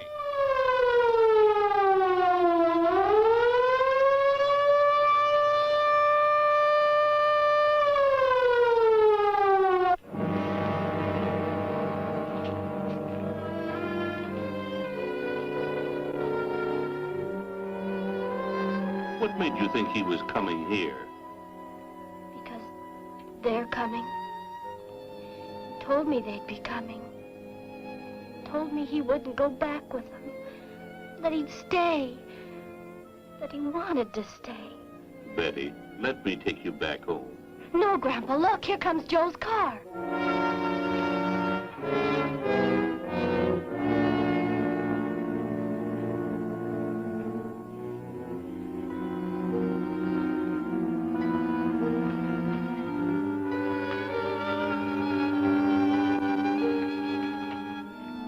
Betty!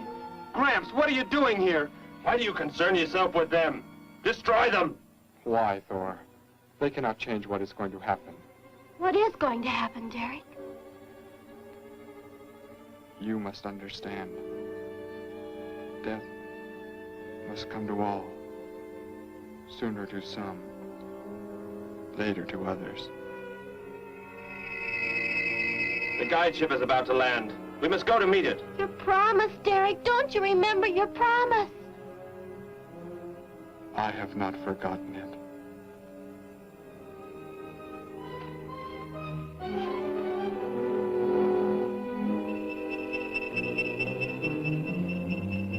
You call that the guide ship? And it looks like there are 100 more still in the sky. What are they going to do? Derek told me. The other ships are loaded with thousands of those horrible creatures, like the one Derek killed today. Why are they bringing them here? To raise, for food, a safe distance from their own people. And they don't care what happens to us? Derek cared. He wanted to make the Earth his home. He promised he would never leave. Oh, Joe! I would have used the disintegrator on them, but it will not function without energy supply. It was damaged when you crashed. I had to bluff with it. It is just as well. They will be the first victims of the Gargan herds.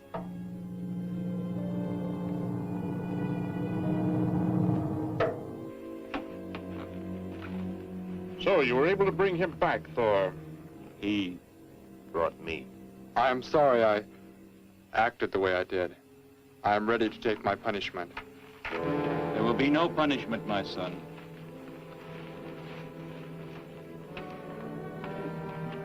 You are my father? I am. I have watched your progress since you were born. You have excelled in all things. I was most disappointed to learn that you had deserted. I came this trip hoping I would find you had returned. Has what I have done not disqualified me? Am I still to... You are back. That is all that matters. Your mistakes were made because of that book. It blurred your mind, but only temporarily. How is it you are able to leave the planet? Will not the government structure collapse in your absence? We will return immediately, as soon as the Gargans are unloaded from the fleet of ships. The people are unaware that I am gone. Yes, we must leave quickly. If your absence were discovered, it would likely spark the beginning of a revolution. I am not the only one who had that book, Father. Yes, I know. And you will help in tracking down others who may have such books. Yes, I see the fleet is approaching. They are flying from radio signals from the guide ship, are they not? Let me be the one to direct them in for landing. Captain, are the ships close enough to receive the landing signals? Momentarily, but... Then go below, Derek. You will bring them in.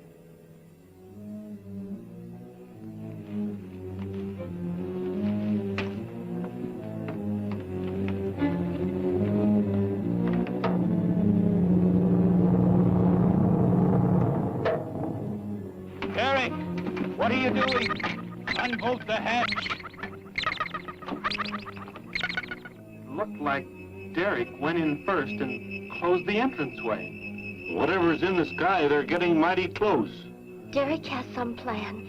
He's not doing what they want him to, I'm sure. Master control to fleet. Master control to fleet.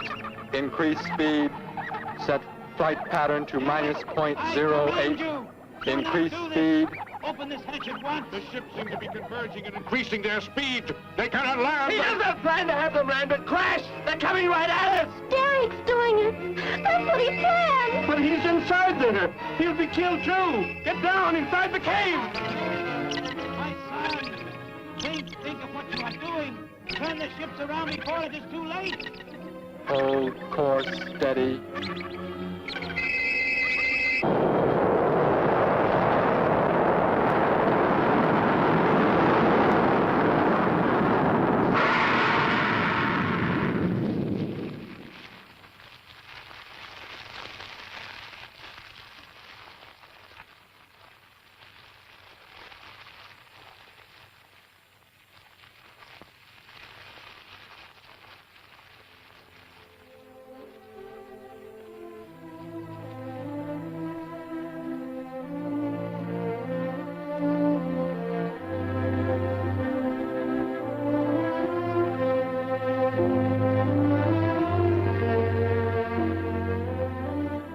I shall make the earth my home, and I shall never, never leave it.